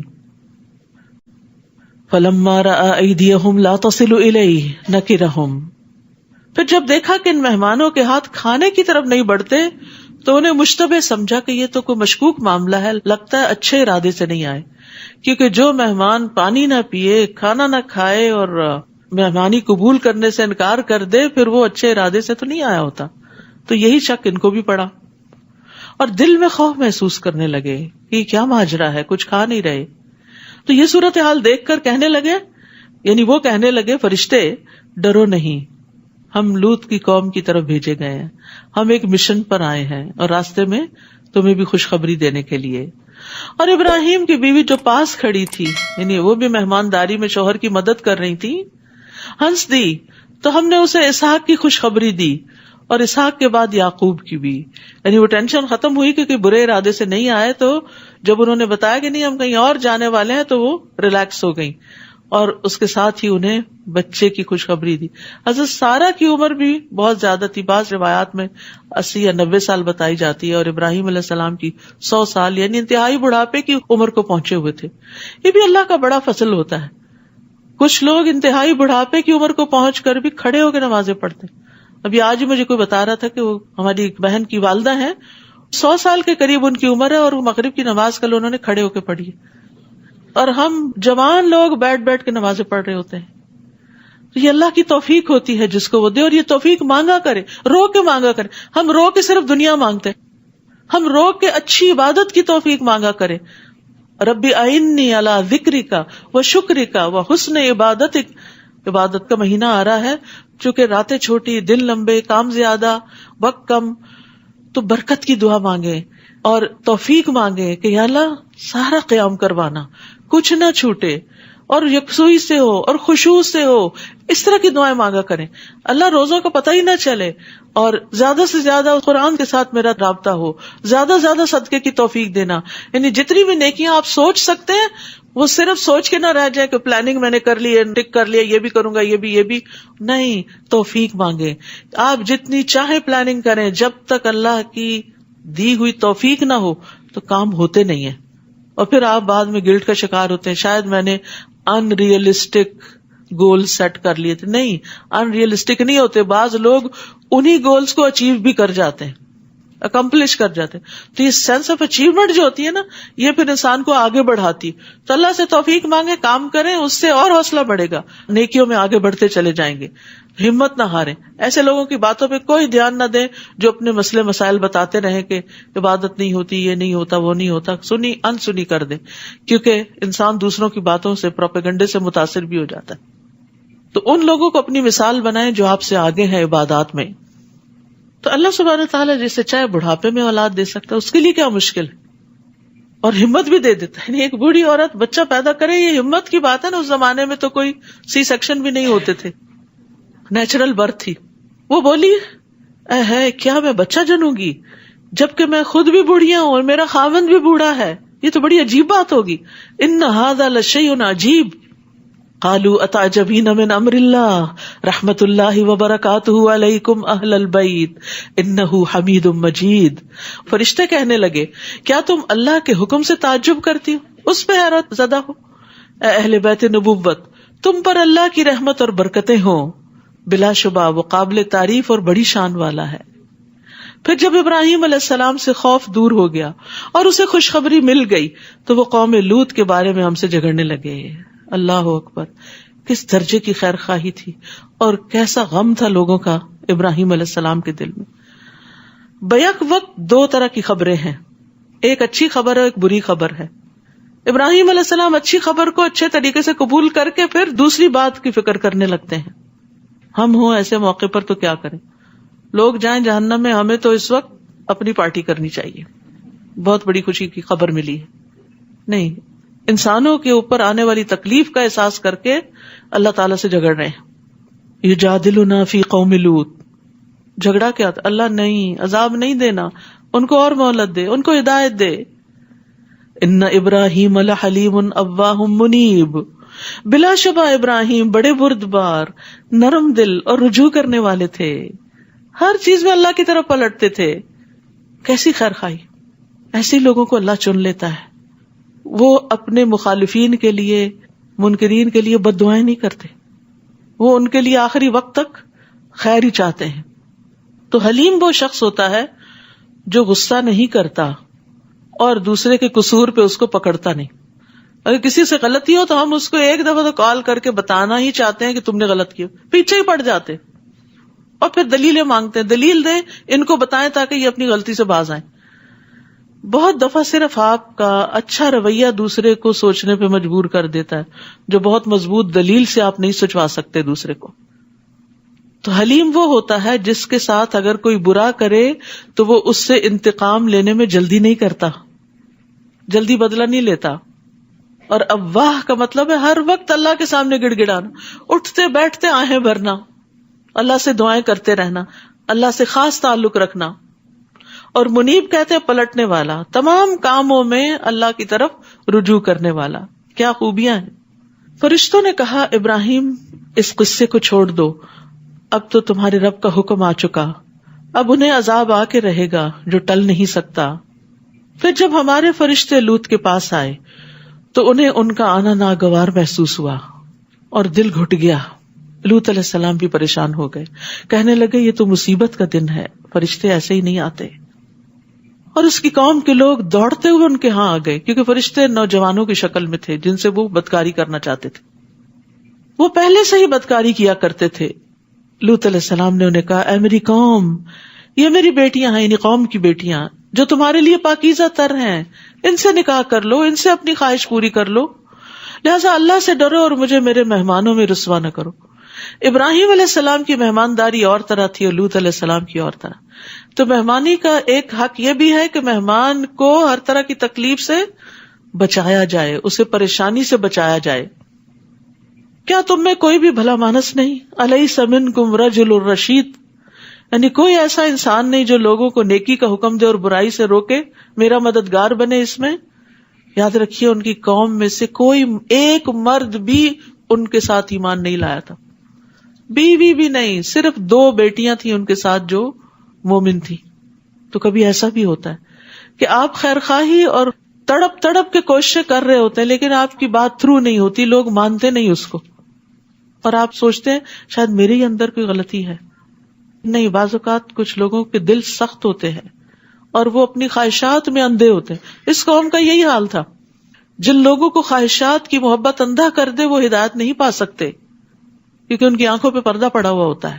ان کو صرف اپنی خواہش نفس پوری کرنے سے مطلب ہوتا ہے, وہ حلال سے ہو, وہ حرام سے ہو, جائز سے ہو, ناجائز سے ہو, انہیں اس سے کوئی غرض نہیں دین کیا کہتا ہے, اللہ کا حکم کیا, رسول کا حکم کیا ہے. وہ کہنے لگے تم تو یہ جانتے ہو کہ تمہاری بیٹیوں سے ہمیں کوئی دلچسپی نہیں, یعنی عورتوں کی طرف ہمارا کوئی رجحان نہیں, اور یہ بھی جانتے ہو کہ ہم کیا چاہتے ہیں, ہم تو صرف مردوں سے ہی لذت حاصل کرنا چاہتے ہیں. تو یہ عمل قوم لوط جو تھا یہ اس قوم کی تباہی کا باعث بنا. رسول اللہ صلی اللہ علیہ وسلم نے فرمایا, بے شک مجھے اپنی امت میں سے سب سے زیادہ جس چیز کا اندیشہ ہے وہ قوم لوط کا عمل ہے کہ ان کے اندر بھی یہ خرابی نہ آ جائے. اور اب آپ دیکھیں کہ بعض جگہوں پر تو لوگ علل اعلان اس برائی کا ارتکاب کرتے ہیں, حیا بھی نہیں, جسٹیفائی کرتے ہیں کہ یہ تو ہمارے جینز میں ہے. قال لو ان لی بکم قوۃ او آوی الی رکن شدید, لوط علیہ السلام نے کہا کاش میں تمہارا مقابلہ کر سکتا یا کسی مضبوط سہارے کی طرف پناہ لے سکتا. فرشتے کہنے لگے لوط ہم تیرے رب کے بھیجے ہوئے فرشتے ہیں, یہ لوگ تمہارا کچھ نہ بگاڑ سکیں گے, بے فکر ہو جاؤ. کچھ حصہ رات گزر لے تو اپنے گھر والوں کو لے کر اس بستی سے نکل جاؤ اور تم میں سے کوئی بھی مڑ کے نہ دیکھے. البتہ تمہاری بیوی پر بھی وہی کچھ گزرنا ہے جو ان پہ گزرے گا, پہلے سے ہی بتا دیا. ان پر عذاب کے لیے صبح کا وقت مقرر ہے جب یہ غفلت کی نیند سو رہے ہوں. بہت سے لوگ ساری ساری رات جاگتے ہیں برے کام کرنے کے لیے, فجر قریب ہوتی تو سو جاتے ہیں. اس قوم کو بھی شاید یہی حال تھا. تو عین اس غفلت کے وقت پھر انہیں دھر لیا گیا, اور صبح ہونے میں اب دیری کتنی ہے, بس گھڑیاں گن رہے تھے کہ کتنی دیر باقی ہے کہ جب عذاب آئے, کیونکہ فرشتے اپنی مرضی سے کوئی ایکشن نہیں لیتے. جو وقت انہیں بتایا جاتا ہے, جو کام انہیں بتایا جاتا ہے, وہ ہو بہو بس وہی کرتے ہیں. پھر جب ہمارا حکم آ گیا تو ہم نے اس بستی کے اوپر کے حصے کو نچلا بنا دیا. جبریل علیہ السلام آئے, پر کی ایک نوک سے پوری بستی کو اوپر اٹھا لیا, بہت اوپر لے گئے اور اوپر سے واپس پٹکا الٹا کر کے, اور نیچے کی زمین ان کے سروں پہ آ پڑی اور اسی کے اندر دب گئے. پھر ان پر کھنگر کی قسم کے تہ بر تہ پتھر برسائے, سمجھے جیسے کوئی کلاشن کوف کھل جائے اور گولیوں پہ گولیاں برسے. مصومۃ عند ربک وما ہی من الظالمین ببعید, جو تیرے رب کے ہاں نشان زدہ تھے کہ کس کو کون سا پتھر لگے گا, اور یہ خطہ ظالموں سے کچھ بھی دور نہیں.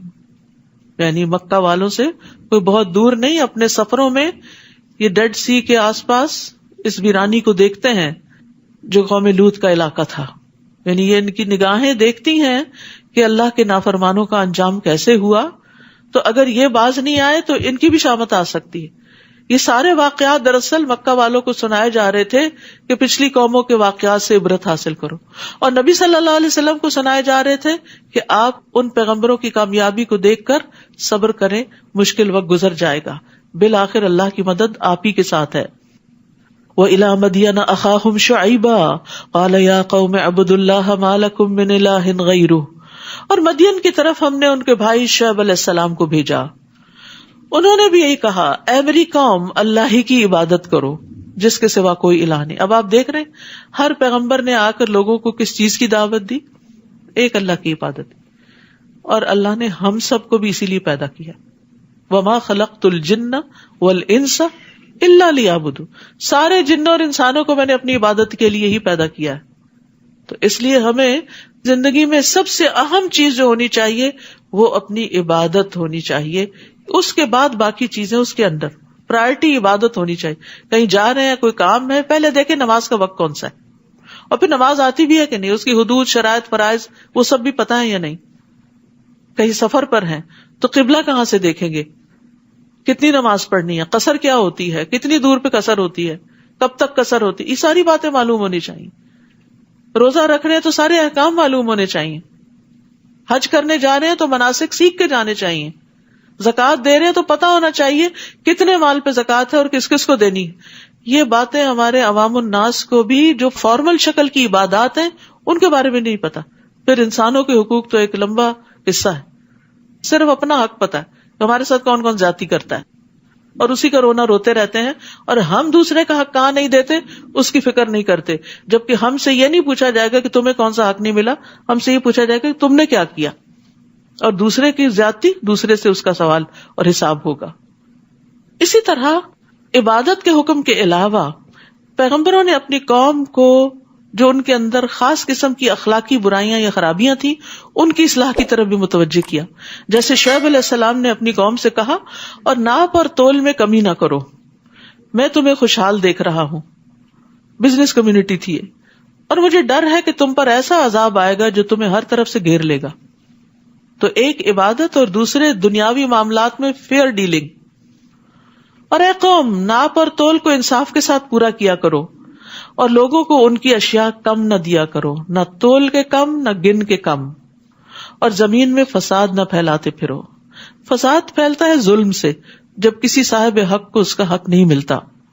تو جب ناپ تول میں کمی کرو گے تو جن کے حق میں کمی ہو رہی ہے وہ پھر جوابی انتقامی کارروائیاں کریں گے اور لڑائی جھگڑے فساد شروع ہوں گے. تمہارے لیے اللہ کی دی ہوئی بچت ہی بہتر ہے، یعنی ایک جینوئن پروفٹ جو ہے وہی کافی ہے اگر تم مومن ہو، اور میں تم پر کوئی محافظ تو نہیں. اس سے پتہ چلتا ہے کہ کسی بھی تجارت کے کام میں ایسا نفع حاصل کرنا کہ جو حق نہ بنتا ہو درست نہیں. یعنی اللہ نے جو مال تمہارے لیے انصاف کے ساتھ حقوق ادا کرنے کے بعد باقی چھوڑا ہے وہ تمہارے لیے بہتر ہے، بابرکت ہوگا چاہے تھوڑا بھی ہوگا، بجائے اس کے کہ تم کسی پر ظلم کر کے ناحق مال حاصل کرو. لیکن انسان مال کی محبت میں ایسے گرفتار ہے کہ اس کو جب مال ملتا ہے تو وہ نہیں سوچتا کہ یہ جائز طریقے سے آیا ہے یا ناجائز طریقے سے. قیامت کے دن بھی ابن آدم سے جو سوال کیے جائیں گے ان میں سے ایک سوال یہ کہ مال کہاں سے آیا، انکم کا سورس کیا تھا اور خرچ کہاں کیا. ایک آڈٹ تو دنیا میں ہوتا ہے نا، اور ایک وہاں بھی ہونے والا ہے. نبی صلی اللہ علیہ وسلم نے فرمایا ابن آدم دو چیزوں کو ناپسند کرتا ہے، موت کو، حالانکہ وہ مومن کے لیے فتنوں سے بہتر ہے، اور مال کی قلت کو، یعنی تھوڑا مال ہو تو راضی نہیں ہوتا، حالانکہ مال کی قلت حساب کتاب میں کمی کا باعث ہے. تھوڑا ہے تو حساب کتاب بھی کم ہے، لیکن ہم ہمیشہ تھوڑے پہ پریشان ہی ہوتے ہیں. اسی لیے ایک روایت میں آتا ہے کہ جو غریب لوگ ہوں گے وہ جنت میں 500 سال نصف دن پہلے چلے جائیں گے، ان کا حساب کتاب ہی نہیں. جن کے پاس جتنا زیادہ اتنا حساب کتاب زیادہ. وہ کہنے لگے اے شعیب کیا تمہاری نماز تمہیں یہی سکھاتی ہے؟ اب نماز کا تانا یہ اس دور سے ہے کہ ہم ان معبودوں کو چھوڑ دیں جنہیں ہمارے آباء و اجداد پوجتے آئے ہیں، یا جسے ہم چاہیں یا جیسے ہم چاہتے ہیں اپنے اموال میں تصرف کرنا چھوڑ دیں. یعنی تم کہتے ہو ایک اللہ کی عبادت کرو تو ہمارے معبودوں کا پھر کیا ہوگا؟ تم کہتے ہو کہ مال میں دھوکہ دہی نہ کرو اور فیئر ڈیلنگ کرو، پھر ہمارا نفع کہاں ہوگا؟ تم تو بڑے بردبار اور بھلے مانس آدمی تھے، تم تو بڑے اچھے ویل ایجوکیٹڈ اور ایک نوبل پرسن تھے، تمہیں کیا ہو گیا مولوی بن گئے اور اس طرح کی نصیحتیں کرنے لگے ہو؟ آج بھی جو شخص یہ دو باتیں کرے اس کو اسی طرح کے تانے دیے جاتے ہیں. قال یا قوم ارأیتم ان کنت علی بینۃ من ربی ورزقنی منہ رزقا حسنا. شعیب علیہ السلام نے کہا میری قوم بھلا دیکھو، اگر میں اپنے رب کی طرف سے ایک واضح دلیل پر ہوں اور مجھے اللہ نے اچھا رزق بھی عطا کیا ہو تو میں تمہارا ساتھ کیسے دے سکتا ہوں؟ یعنی نبی بھی ہوں اور اللہ کا رزق بھی رکھتا ہوں تو تمہارے پیچھے کیوں چلوں؟ دین بھی ہے دنیا بھی ہے تو مجھے تمہاری بات ماننے کی کیا ضرورت ہے؟ میں نہیں چاہتا کہ جس بات سے تمہیں منع کرتا ہوں خود ہی اس کی خلاف ورزی کرنے لگوں. میں تو جہاں تک ہو سکے اصلاح ہی چاہتا ہوں. پیغمبر اصلاح کرنے کے لیے آتے ہیں اور مجھے توفیق نصیب ہونا تو اللہ ہی کے فضل سے ہے. میں اسی پر بھروسہ کرتا ہوں اور اسی کی طرف رجوع کرتا ہوں. تو پیغمبر بھی یہ بات جانتے ہیں کہ کوشش تو کرنی ہے لیکن توفیق اللہ کی طرف سے ہوگی اور اس کے لیے اللہ پر بھروسہ کرنا ہوگا، اپنے اوپر نہیں، اسباب پر نہیں. اور اے میری قوم میری مخالفت تمہیں اس بات پر برانگیختہ نہ کر دے کہ تمہیں ویسی ہی مصیبت پہنچ جائے جیسی قوم نوح، قوم ہود اور قوم صالح کو پہنچی، اور قوم لوط کا علاقہ تو تم سے کچھ دور بھی نہیں. تو ہر پیغمبر نے اپنے سے پچھلے پیغمبروں کے حالات اور واقعات سے اپنے قوم کو نصیحت کی، اور یہ بھی تبلیغ کا بڑا اچھا طریقہ ہوتا ہے، قصے سنا کر واقعات کے ذریعے لوگوں کو صحیح اور غلط کی پہچان کروائی جائے. دوسرے لوگوں کی زندگی ہمارے لیے یا اچھا نمونہ ہوتی ہے فالو کرنے کے لیے، یا پھر عبرت کا نمونہ ہوتی. جنہوں نے اچھا کیا ان کی اچھائیاں ہمیں انسپریشن دیتی ہیں، ہم انسپائر ہوتے ہیں ان سے، اور جنہوں نے برا کیا ان کے برے انجام سے پھر انسان ڈر کے برائی چھوڑ سکتا ہے. اور یہ انسانی نفسیات کے بہت قریب چیز ہوتی ہے. وَاسْتَغْفِرُوا رَبَّكُمْ. اور اس میں آپ دیکھیے کہ بچوں کی جب آپ بچپن سے تربیت کرنے لگے تو ان کو کہانیاں سنائیں، اور اوتھینٹک کہانیاں جو قرآن و سنت سے ثابت ہیں، تاکہ سچ کی قبولیت ان کے اندر آئے. کیونکہ جو جھوٹ ہوتا ہے نا اس کی برکت نہیں ہوتی. وہ وقتی طور پہ انسان بڑا متاثر ہوتا ہے لیکن بعد میں باطل جو ہوتا ہے وہ زائل ہو جاتا ہے، حق ہی صرف جمتا ہے. تو حق چاہے تھوڑا بھی ہو نا وہ کافی ہوتا ہے. مجھے اچھی طرح یاد ہے کہ جب میں بہت ہی چھوٹی تھی، میرے والد ہمیں رات کو سونے سے پہلے لازماً آدم علیہ السلام کا قصہ، نوح علیہ السلام کا، اور وہ ایک بالکل ساری دنیا سے جیسے کٹ کے خاموشی کا وقت ہوتا ہے رات کا وقت، اور اس وقت ہم لوگ چھت پہ سویا کرتے تھے اور ستارے نظر آتے تھے اور کہانیاں سنتے سنتے سوتے تھے. تو وہ چیزیں جو دل میں بیٹھی ابتدائی سالوں میں، وہ آج تک محسوس ہوتی ہیں، اور اب بھی میں جب یہ واقعات پڑھتی ہوں تو مجھے وہ چیزیں فلیش بیک کرتی ہیں. تو بچوں کو کہانیاں سنائیں پیغمبروں کی، اور پیغمبروں کے بعد صحابہ کرام کی، اور پھر تابعین اور امت کے جو بھی بڑے بڑے لوگ گزرے، کیونکہ آگے یوسف علیہ السلام کا قصہ آ رہا ہے، فقصص القصص، ان کے سامنے قصہ بیان کیجئے. تو واقعات کے ذریعے انسان کو بڑی عبرت حاصل ہوتی ہے، انسان دوسروں سے سبق لیتا ہے. وَاسْتَغْفِرُوا رَبَّكُمْ، نوح علیہ السلام نے اپنی قوم کو استغفار کے لیے کہا، ہود علیہ السلام نے کہا، اور یہ بھی اپنی قوم کو استغفار کی دعوت دیتے ہیں. وَاسْتَغْفِرُوا رَبَّكُمْ ثُمَّ تُوبُوا إِلَيْهِ إِنَّ رَبِّي رَحِيمٌ وَدُودٌ، اور اپنے رب سے معافی مانگو اور اسی کے آگے توبہ کرو، میرا رب یقیناً رحم کرنے والا اور اپنی مخلوق سے محبت کرنے والا ہے. ودود. وہ کہنے لگے، شعیب تمہاری اکثر باتوں کی تو ہمیں سمجھ ہی نہیں آتی، دین کی سمجھ کے لیے دل کے دروازے کھولنا بڑا ضروری ہوتا ہے. افلا یتدبرون القرآن ام علی قلوب اقفالها، اگر آپ کا دل راغب ہی نہیں ہے نا ہدایت لینے کے لیے، آپ کو پسند ہی نہیں، تو اچھی سے اچھی بات بھی آپ کے اوپر اثر نہیں کرتی. پھر ہم دیکھ رہے ہیں کہ تم ہمارے درمیان ایک کمزور سے آدمی ہو، اور اگر تمہاری برادری نہ ہوتی تو ہم تمہیں سنگسار کر دیتے. نبی صلی اللہ علیہ وسلم کو بھی کفار مکہ قریش میں سے ابو طالب کے ڈر سے ہی ان پر حملہ آور ہونے سے رکے ہوئے تھے، اور تم ایسے نہیں کہ جس کا ہم پر کوئی دباؤ ہو. شعیب نے کہا، ہے میری قوم، کیا تم پر میری برادری کا دباؤ اللہ سے زیادہ ہے؟ وہ زیادہ بھاری ہے جسے تم نے بالکل پسے پش ڈال دیا. لوگوں سے ڈرتے ہو، اللہ سے نہیں ڈرتے. یہ جو کچھ تم کر رہے ہو میرا رب یقیناً اس کا احاطہ کیے ہوئے ہے. اے میری قوم، تم اپنے طریقے پر کام کیے جاؤ، میں اپنے طریقے پر کرتا رہوں گا. جلد ہی تمہیں معلوم ہو جائے گا کہ کس پر رسوا کرنے والا عذاب آتا ہے اور کون جھوٹا ہے. تم بھی انتظار کرو اور میں بھی تمہارے ساتھ منتظر ہوں. اب الٹیمیٹم دے دیا گیا، اب دن توڑے ہیں.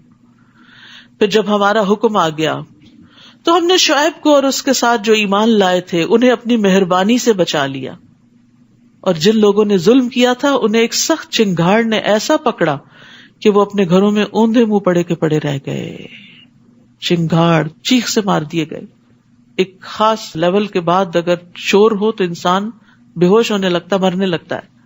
یعنی کتنا کمزور ہے انسان. کھانے کو نہ ملے تو مر سکتا ہے، یعنی ایک سرٹن اماؤنٹ آف ڈیز سو نہ پائے تو مر سکتا ہے. اسی طرح چیخ اس کو مارتی ہے، کوئی ایسی زہریلی گیس ہو تو وہ مار دیتی ہے.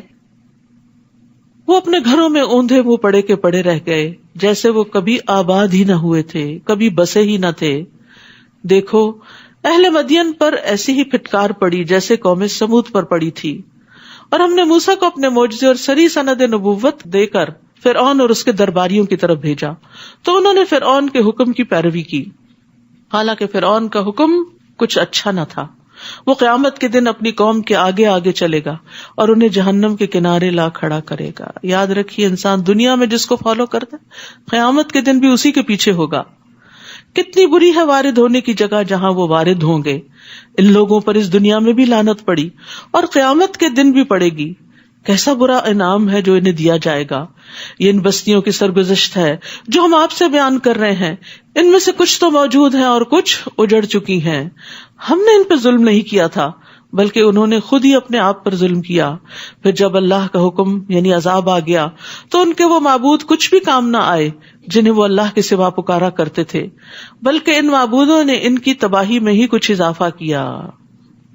اور جب بھی آپ کا رب کسی ظالم بستی کو پکڑتا ہے تو اس کی گرفت ایسی ہی ہوتی ہے. بلا شبہ اس کی گرفت دکھ دینے والی اور سخت ہے. جو شخص آخرت کے عذاب سے ڈرے اس کے لیے بھی ان واقعات میں نشان عبرت ہے. وہ دن ایسا ہوگا جس میں سب لوگ اکٹھے کیے جائیں گے، اور اس دن جو کچھ ہوگا سب کی موجودگی میں ہوگا. اور ہم نے اس دن کو بس ایک معینہ مدت تک کے لیے ہی مؤخر کر رکھا ہے. یعنی دنیا میں اگر کسی کی پکڑ نہیں بھی آتی تو ایک دن تو پکڑ کا آنے ہی والا ہے. جب یہ دن آ جائے گا تو اللہ کے اذن کے بغیر کوئی شخص کلام بھی نہ کر سکے گا. پھر ان لوگوں میں کچھ بدبخت ہوں گے اور کچھ نیک بخت. تو جو بدبخت ہیں وہ جہنم میں داخل ہوں گے اور وہیں چیختے چلاتے رہیں گے. یعنی سانس لینا بھی چلانا ہوگا اور سانس خارج کرنا بھی دھاڑنا ہوگا، شہیق ہوگا. جہنمیوں کی آوازیں گدھے کی آواز کے مشابہ ہوں گی، انتہائی شدت کی آوازیں ہوں گی. جہنمی خون کے آنسو روئیں گے. رسول اللہ صلی اللہ علیہ وسلم نے فرمایا بے شک جہنمی اتنا روئیں گے کہ اگر ان کے آنسوؤں میں کشتی چلا دی جائے تو چل پڑے. وہ پانی کے آنسوؤں کی جگہ خون کے آنسو روئیں گے. اور جب تک زمین و آسمان قائم ہے وہ اسی میں رہیں گے، یعنی ہمیشہ، الا یہ کہ آپ کا رب کچھ اور چاہے، کیونکہ آپ کا رب جو چاہتا ہے اسے کر گزرنے کی پوری قدرت رکھتا ہے. اور جو نیک بخت ہیں وہ اس وقت تک جنت میں ہی رہیں گے جب تک زمین و آسمان قائم ہے، الا یہ کہ آپ کا رب کچھ اور چاہے. یہ ایسی بخشش ہوگی جو کبھی منقطع نہ ہوگی. یاد رکھیے اہل جنت کے لیے بھی ہمیشگی ہے اور اہل جہنم کے لیے بھی. نبی صلی اللہ علیہ وسلم نے فرمایا جب اہل جنت جنت میں اور اہل جہنم جہنم میں داخل ہو جائیں گے تو ایک آواز دینے والا ان کے درمیان کھڑا ہو کر پکارے گا، اے جہنم والو اب تمہیں موت نہیں آئے گی، اور اے جنت والو تمہیں بھی موت نہیں آئے گی، بلکہ ہمیشہ یہیں رہنا ہوگا. بس اے نبی جن چیزوں کو یہ لوگ پوچھتے ہیں ان کے بارے میں کسی شک میں نہ رہیے. یہ تو انہیں ایسے ہی اندھی عقیدت سے پوچھ رہے ہیں جیسے ان سے پہلے ان کے باپ دادا کرتے رہے، اور ہم بلا کم و کاست انہیں پورا پورا حصہ دیں گے. ہم نے اس سے پہلے موسیٰ کو کتاب دی تھی اور اس میں بھی اختلاف کیا گیا تھا، اور اگر آپ کے رب کا حکم پہلے سے طے شدہ نہ ہوتا تو ان اختلاف کرنے والوں کے درمیان فیصلہ چکا دیا گیا ہوتا. اور وہ بھی اس کے بارے میں ایسے شک میں پڑے ہوئے تھے جس نے انہیں بے چین کیا ہوا تھا. ان میں سے ہر ایک کو تیرا رب ان کے اعمال کا پورا پورا بدلہ دے کر رہے گا، یقیناً وہ ان کے اعمال سے باخبر ہے. فاستقم کما امرت ومن تاب معک، بس آپ ثابت قدم رہیں جیسے آپ کو حکم دیا گیا ہے، یعنی لوگوں کی مخالفتوں سے گھبرائیں نہیں، اور آپ کے وہ ساتھی بھی جنہوں نے آپ کے ساتھ ایمان کی طرف رجوع کیا ہے. اور سرتابی نہ کرنا، کیونکہ جو کچھ تم کرتے ہو وہ اسے دیکھ رہا ہے. اور نہ ہی ان لوگوں کی طرف جھکنا جنہوں نے ظلم کیا، ورنہ تمہیں بھی دوزخ کی آگ آ لپٹے گی. فتمسکم النار، پھر تمہیں کوئی ایسا سرپرست نہ ملے گا جو اللہ سے تمہیں بچا سکے، نہ ہی کہیں سے تمہیں مدد پہنچ سکے گی. یہ اتنی سخت بات تھی کہ نبی صلی اللہ علیہ وسلم نے فرمایا شیبتنی ہود واخواتها، مجھے سورۃ ہود اور اس جیسی صورتوں نے بوڑھا کر دیا ہے. یعنی اللہ کے حکم سے بھاگنے کا کوئی راستہ نہیں ہے. دین کتنا بھی مشکل ہو، نجات اسی کے اندر ہے. اور ظالموں کی طرف میلان نہیں رکھنا چاہیے، ان کے اعمال پہ راضی نہیں ہونا چاہیے. وَأَقِمِ الصَّلَاةَ طَرَفَيِ النَّهَارِ، نیز آپ دن کے دونوں طرفوں کے اوقات میں اور کچھ رات گئے نماز قائم کیجیے. ان الحسنات یذہبن السیئات، بلا شبہ نیکیاں برائیوں کو دور کر دیتی ہیں. یہ ایک یاد دہانی ہے ان لوگوں کے لیے جو اللہ کو یاد کرتے رہتے ہیں. نماز اللہ کے ذکر کا سب سے بہترین طریقہ ہے، ایک فارمل وے ہے اللہ کو یاد کرنے کا، اور ایک فرض ہے ادا کرنے کے لیے. اور ایک نماز دوسری نماز کے درمیان ہونے والے گناہوں کا کفارہ بھی ہے. فرض نماز ادا کرنے سے قدم قدم پر گناہ مٹتے ہیں اور درجات بلند ہوتے ہیں. ابو ہریرہ کہتے ہیں کہ رسول اللہ صلی اللہ علیہ وسلم نے فرمایا جس نے اپنے گھر میں وضو کیا پھر اللہ کے گھروں میں سے کسی گھر کی طرف چل کر گیا تاکہ اللہ کے فرائض میں سے ایک فریضے کو ادا کرے، یعنی نماز پڑھے، تو اس کے دونوں قدموں میں سے ایک گناہ مٹاتا ہے اور دوسرا درجہ بلند کرتا ہے. اتنا اجر و ثواب ہے مسجد جا کر مردوں کے لیے نماز پڑھنے کا. اور صبر کیجئے، اللہ تعالیٰ یقیناً نیکی کرنے والوں کا اجر ضائع نہیں کرتا. نبی صلی اللہ علیہ وسلم کو اس صورت میں بار بار صبر کی تلقین کی گئی ہے کہ مشکلات میں گھبرائے نہیں ہیں، آپ کا اجر برقرار ہے. جو قومیں تم سے پہلے گزر چکی ہیں ان میں سے جنہیں ہم نے بچا لیا تھا ان میں سے اہل خیر کیوں نہ پیدا ہوئے جو دوسروں کو زمین میں فساد کرنے سے روکتے. یعنی ہر قوم کے اندر ایسے لوگ ہونے چاہیے جو برائیوں سے منع کریں. اگر کچھ ایسے تھے بھی تو وہ تھوڑے ہی تھے، اور جو ظالم تھے وہ اس عیش و عشرت کے پیچھے لگے رہے جو انہیں مہیا تھی، اور وہ مجرم بن کر ہی رہے. اور آپ کے رب کے یہ شایع نہیں کہ وہ بستیوں کو ناحق تباہ کر دے حالانکہ وہاں کے باشندے اصلاح کرنے والے ہوں. اور اگر آپ کا رب چاہتا تو سب لوگوں کو ایک ہی امت بنائے رکھتا، مگر وہ اختلاف کرتے ہی رہیں گے. بجز ان لوگوں کے جن پر آپ کا رب رحم کر دے. اللہ نے تو انہیں پیدا ہی اس لیے کیا ہے کہ وہ اختلاف کرتے رہے. سب کو ایک دماغ نہیں دیا, سب کو ایک طرح کی سوچ نہیں دی. یہ نیچرل ہے ایک دوسرے کے ساتھ ڈفرنس آف اوپینین کا ہونا, لیکن اختلاف کو مخالفت نہیں بن جانا چاہیے.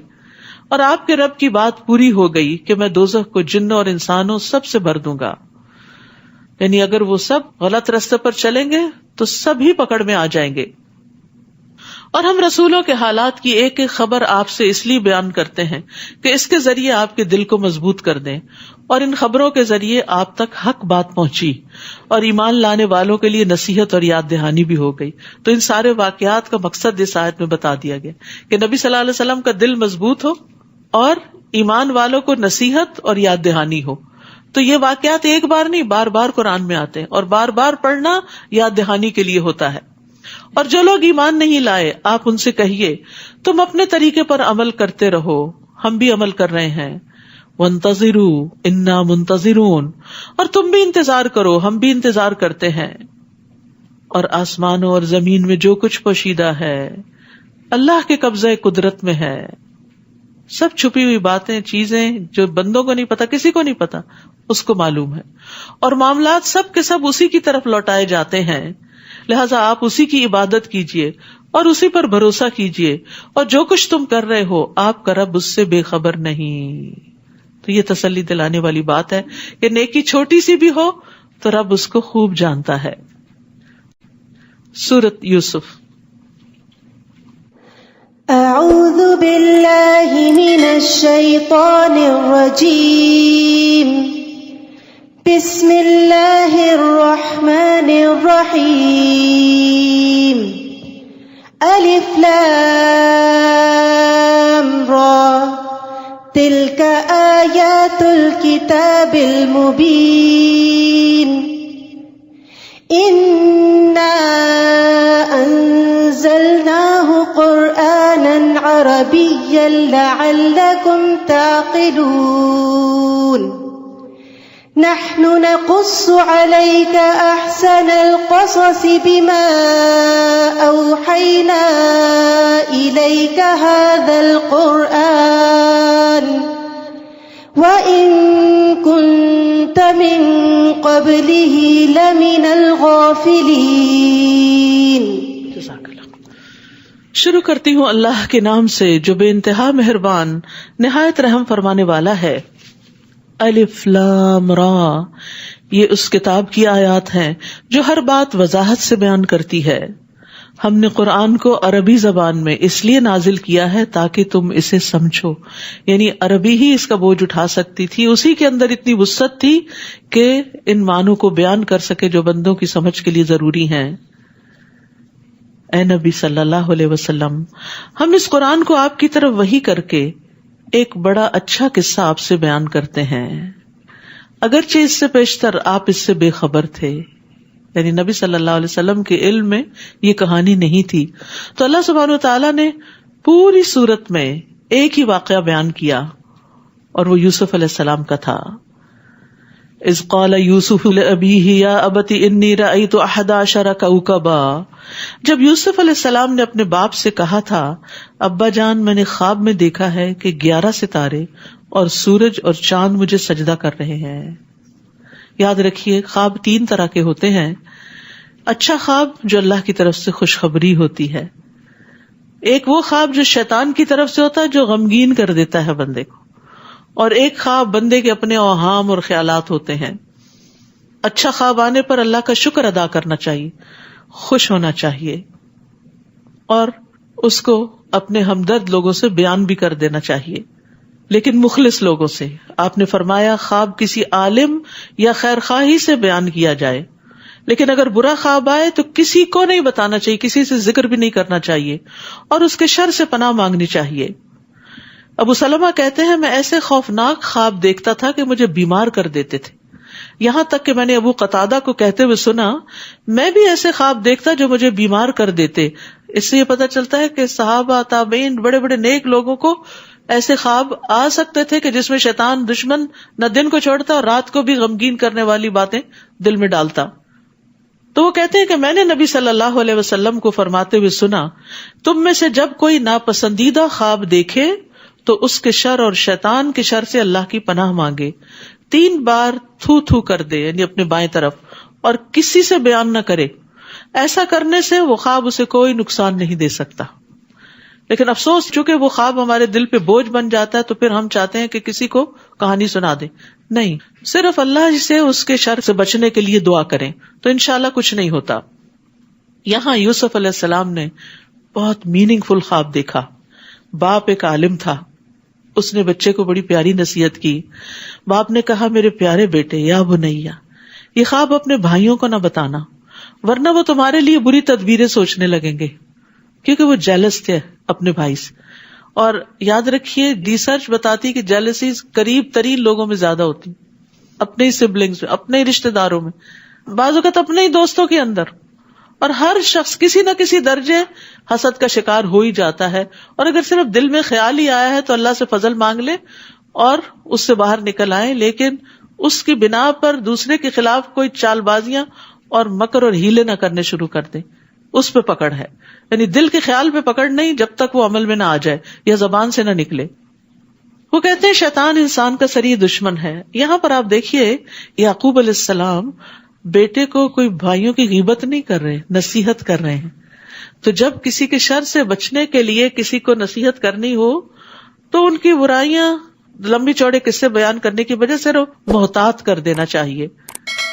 ایک اور بات یہ بھی پتہ چلتی ہے کہ نعمت کو جب تک وہ پوری نہ ہو جائے اس کا اظہار نہیں کرنا چاہیے. یعنی نعمت کو تب تک چھپانا چاہیے جب تک خود ظاہر نہ ہو جائے. جب حاجت پوری ہو جائے تو پھر اس کے بعد ذکر کیا جا سکتا ہے، اور وہ اس لیے کہ اللہ کا شکر ادا کیا جائے. اور حاسد سے بچنے کے لیے نعمتوں کو چھپانا لازم ہے. جب آپ کو پتا ہو کہ آپ کے دائیں بائیں ایسے لوگ موجود ہیں جو آپ کی خوشی پہ، آپ کی نعمت پہ راضی نہیں ہوتے، بلکہ دل میں قباحت محسوس کرتے ہیں اور کسی نہ کسی طرح برا مانتے ہیں اور آپ کے مقاصد میں رکاوٹ بنیں گے، تو خاموش رہیں. لیکن نعمتوں کو ہر وقت چھپانا نہیں چاہیے. فَأَمَّا بِنِعْمَتِ رَبِّكَ فَحَدِّثْ. دین بھی ایک نعمت ہے، اس کا اظہار کرنا چاہیے. جب نعمت مل جائے اور حسد کا ڈر نہ ہو تو پھر بیان کیا جانا چاہیے، اور بہت تفصیلات نہیں بیان کرنی چاہیے. مثلا میرے اس بزنس میں، اس ڈیل میں اتنے 1000 کا پروفٹ ہوا تو پھر میں نے اس کو یہاں انویسٹ کیا تو اتنا اور ہو گیا. اس طرح کی باتیں بھی لوگوں سے نہ کرے، کیونکہ وہ متحمل نہیں ہو سکتے، وہ برداشت نہیں کر سکتے. اور اسی طرح نعمت کا صرف زبان سے ہی نہیں اظہار کیا جاتا، عمل سے اظہار کرنا چاہیے. شکر ادا کر کے، اس میں سے صدقہ خیرات کر کے، اس مال میں سے، یا علم ہے تو اس کو لوگوں میں بانٹ کے، اور لوگوں کی ضرورت پوری کرنے کی حرص رکھنی چاہیے. یعنی اگر کسی کو کسی چیز کی ضرورت ہو تو انسان آگے بڑھے کہ میں اس کو جانتا ہوں، میں اس کا حل بتا سکتا ہوں آپ کو، میں آپ کی مدد کرتا ہوں. تو یہ بھی اظہار نعمت ہی ہے. اس طرح اس خواب کے مطابق تمہارا رب تمہیں دین کے لیے منتخب کرے گا. تعبیر بتا رہے ہیں باپ، تمہیں باتوں کا معال انجام سکھائے گا، تعبیر بتائے گا. تم پر اور آل یعقوب پر اپنی نعمت اسی طرح پوری کرے گا جیسے وہ اس سے پہلے تمہارے 2 باپوں ابراہیم اور اسحاق پر پوری کر چکا. بلا شبہ تمہارا رب سب کچھ جاننے والا اور حکمت والا ہے. پھر قصہ شروع ہوتا ہے. حقیقت یہ ہے کہ یوسف اور اس کے بھائیوں کے قصے میں پوچھنے والوں کے لیے بہت سے نشان عبرت ہیں. جب یوسف کے بھائیوں نے آپس میں کہا، یوسف اور اس کا بھائی ہمارے باپ کو ہم سے زیادہ محبوب ہیں. 2 ماؤں کی اولاد تھے، ایک سے 10 بچے تھے اور ایک سے 2 بیٹے تھے. یوسف علیہ السلام اور بنیامین سگے بھائی تھے، اور دوسری طرف باقی 10 کا جتھا تھا جس کا وہ ذکر اکثر کرتے ہیں. یوسف اور اس کا بھائی تو ہمارے باپ کو ہم سے زیادہ محبوب ہیں. عام طور پر اس طرح کے رشتوں میں یہ پریشانیاں رہتی ہیں، بہت نیچرل ہے، چاہے پیغمبر کی اولاد ہی کیوں نہ ہو. حالانکہ ہم ایک طاقتور جماعت ہیں، ہمارا باپ تو سری بھول میں ہے. یعنی انہیں ہماری طرف متوجہ ہونا چاہیے کہ ہماری تعداد زیادہ ہے، لہذا یا تو یوسف کو مار ڈالو یا اسے کہیں دور پھینکاؤ. اس طرح تمہارا باپ تمہاری طرف ہی متوجہ رہے گا، پھر اس کے بعد تم نیک لوگ بن جانا. ابھی جو کرنا کر لینا، بعد میں توبہ کر لینا. تو جان بوجھ کے غلطی کرنا جو ہے بہت بڑا جرم ہوتا ہے کہ اچھا توبہ کر لیں گے، پھر یہ تو توبہ کا مذاق ہے. ان میں سے ایک نے کہا، یوسف کو مارو نہیں، یہ بڑا بھائی تھا. اس نے کہا نہیں مارو نہیں، قتل کا ذمہ نہیں لو، بلکہ اگر تمہیں کچھ کرنا ہی ہے تو اسے کسی گمنام سے کنویں میں پھینکاؤ. کوئی آتا جاتا قافلہ اسے اٹھا لے جائے گا، یعنی ہماری جان چھوٹ جائے گی۔ اس تجویز کے بعد وہ اپنے باپ سے کہنے لگے، کیا بات ہے آپ یوسف کے بارے میں ہم پہ اعتبار نہیں کرتے، حالانکہ ہم اس کے خیر خواہ ہیں، تاکہ باپ سے اپنا مطلب پورا کروائیں۔ بچوں کا یہ عام انداز ہوتا ہے نا، ماں باپ کو بلیم کر کے پھر ان سے فائدے اٹھاتے ہیں، یعنی بلیک میلنگ جسے کہتے ہیں، بلیک میل کر کے پھر اپنا کام نکلواتے ہیں، مطلب پورا کرتے ہیں۔ یعقوب نے کہا، اگر تم اسے لے جاؤ تو مجھے اس کی جدائی کا رنج ہوگا، یعنی اسے اپنے سے الگ کرنا مجھے اچھا نہیں لگتا۔ دوسرے میں اس بات سے بھی ڈرتا ہوں کہ تم اس سے بے خبر ہو جاؤ تو اسے کہیں بھیڑیا نہ کھا جائے۔ وہ کہنے لگے، ہم ایک طاقتور جماعت ہیں، اپنی طاقت کا بڑا زوم تھا، اگر ہمارے ہوتے ہوئے اسے بھیڑیا کھا جائے تو ہم بڑے نقصان میں پڑ گئے۔ چنانچہ وہ یوسف کو لے گئے اور اس بات پر اتفاق کر لیا کہ اسے کسی گمنام کنویں میں ڈال دیں گے۔ اس وقت ہم نے یوسف کو وحی کی، ایک وقت آئے گا جب تم اپنے بھائیوں کو ان کی یہ حرکت جتلاؤ گے۔ یوسف علیہ السلام کو تسلی دے دی گئی اس حال میں کہ وہ تمہارے متعلق کچھ نہ جانتے ہوں گے۔ اور وہ رات کو روتے پیٹتے اپنے باپ کے پاس آئے، کہنے لگے، ہم دوڑ کے مقابلے میں ایک دوسرے سے آگے بڑھتے گئے اور یوسف کو ہم نے اپنے سامان کے پاس چھوڑ دیا تھا، اتنے میں ایک بھیڑیا آیا اور اسے کھا گیا، اور آپ تو ہماری بات پہ یقین نہیں کریں گے، ہاں ہم سچے ہی کیوں نہ ہوں۔ اندر بلیک میلنگ۔ اور وہ یوسف کی قمیص پر جھوٹ موٹ کا خون بھی لگا کر لائے۔ یعقوب علیہ السلام نے کہا، بات یوں نہیں، بلکہ تم لوگوں نے ایک بری بات کو بنا سنوار لیا ہے، خیر اب صبر ہی بہتر ہے، اور جو کچھ تم بیان کرتے ہو اس کے متعلق اللہ ہی سے مدد چاہتا ہوں۔ سبحان اللہ، کیا ریئیکشن تھا، اتنی بڑی بات ہو گئی۔ اب یہ رائولری ہے نا، اولاد کے درمیان جیلسی، اولاد ایک دوسرے کے خلاف ہے، تو جب گھر میں مسائل ہوتے ہیں نا تو بہت سی چیزوں سے اعراض برتنا پڑتا ہے۔ یہ معلوم ہوتے ہوئے کہ بچے قصوروار ہیں، بعض اوقات نظر انداز کر دیا کریں، ہر چیز کے پیچھے نہ پڑ جایا کریں، نہیں مجھے پتا ہے، میں نے پتا کر لیا، میں نے فلاں تمہارے دوست سے پتا کر لیا تم رات کہاں تھے، ساری حیا ہی اٹھ گئی۔ اور بچے کو پتا چل، ماں باپ کو پتا ہے، اب سو واٹ، ہو کیئرس، اب تو میں کھلے دل سے کروں گا جو کرنا ہے۔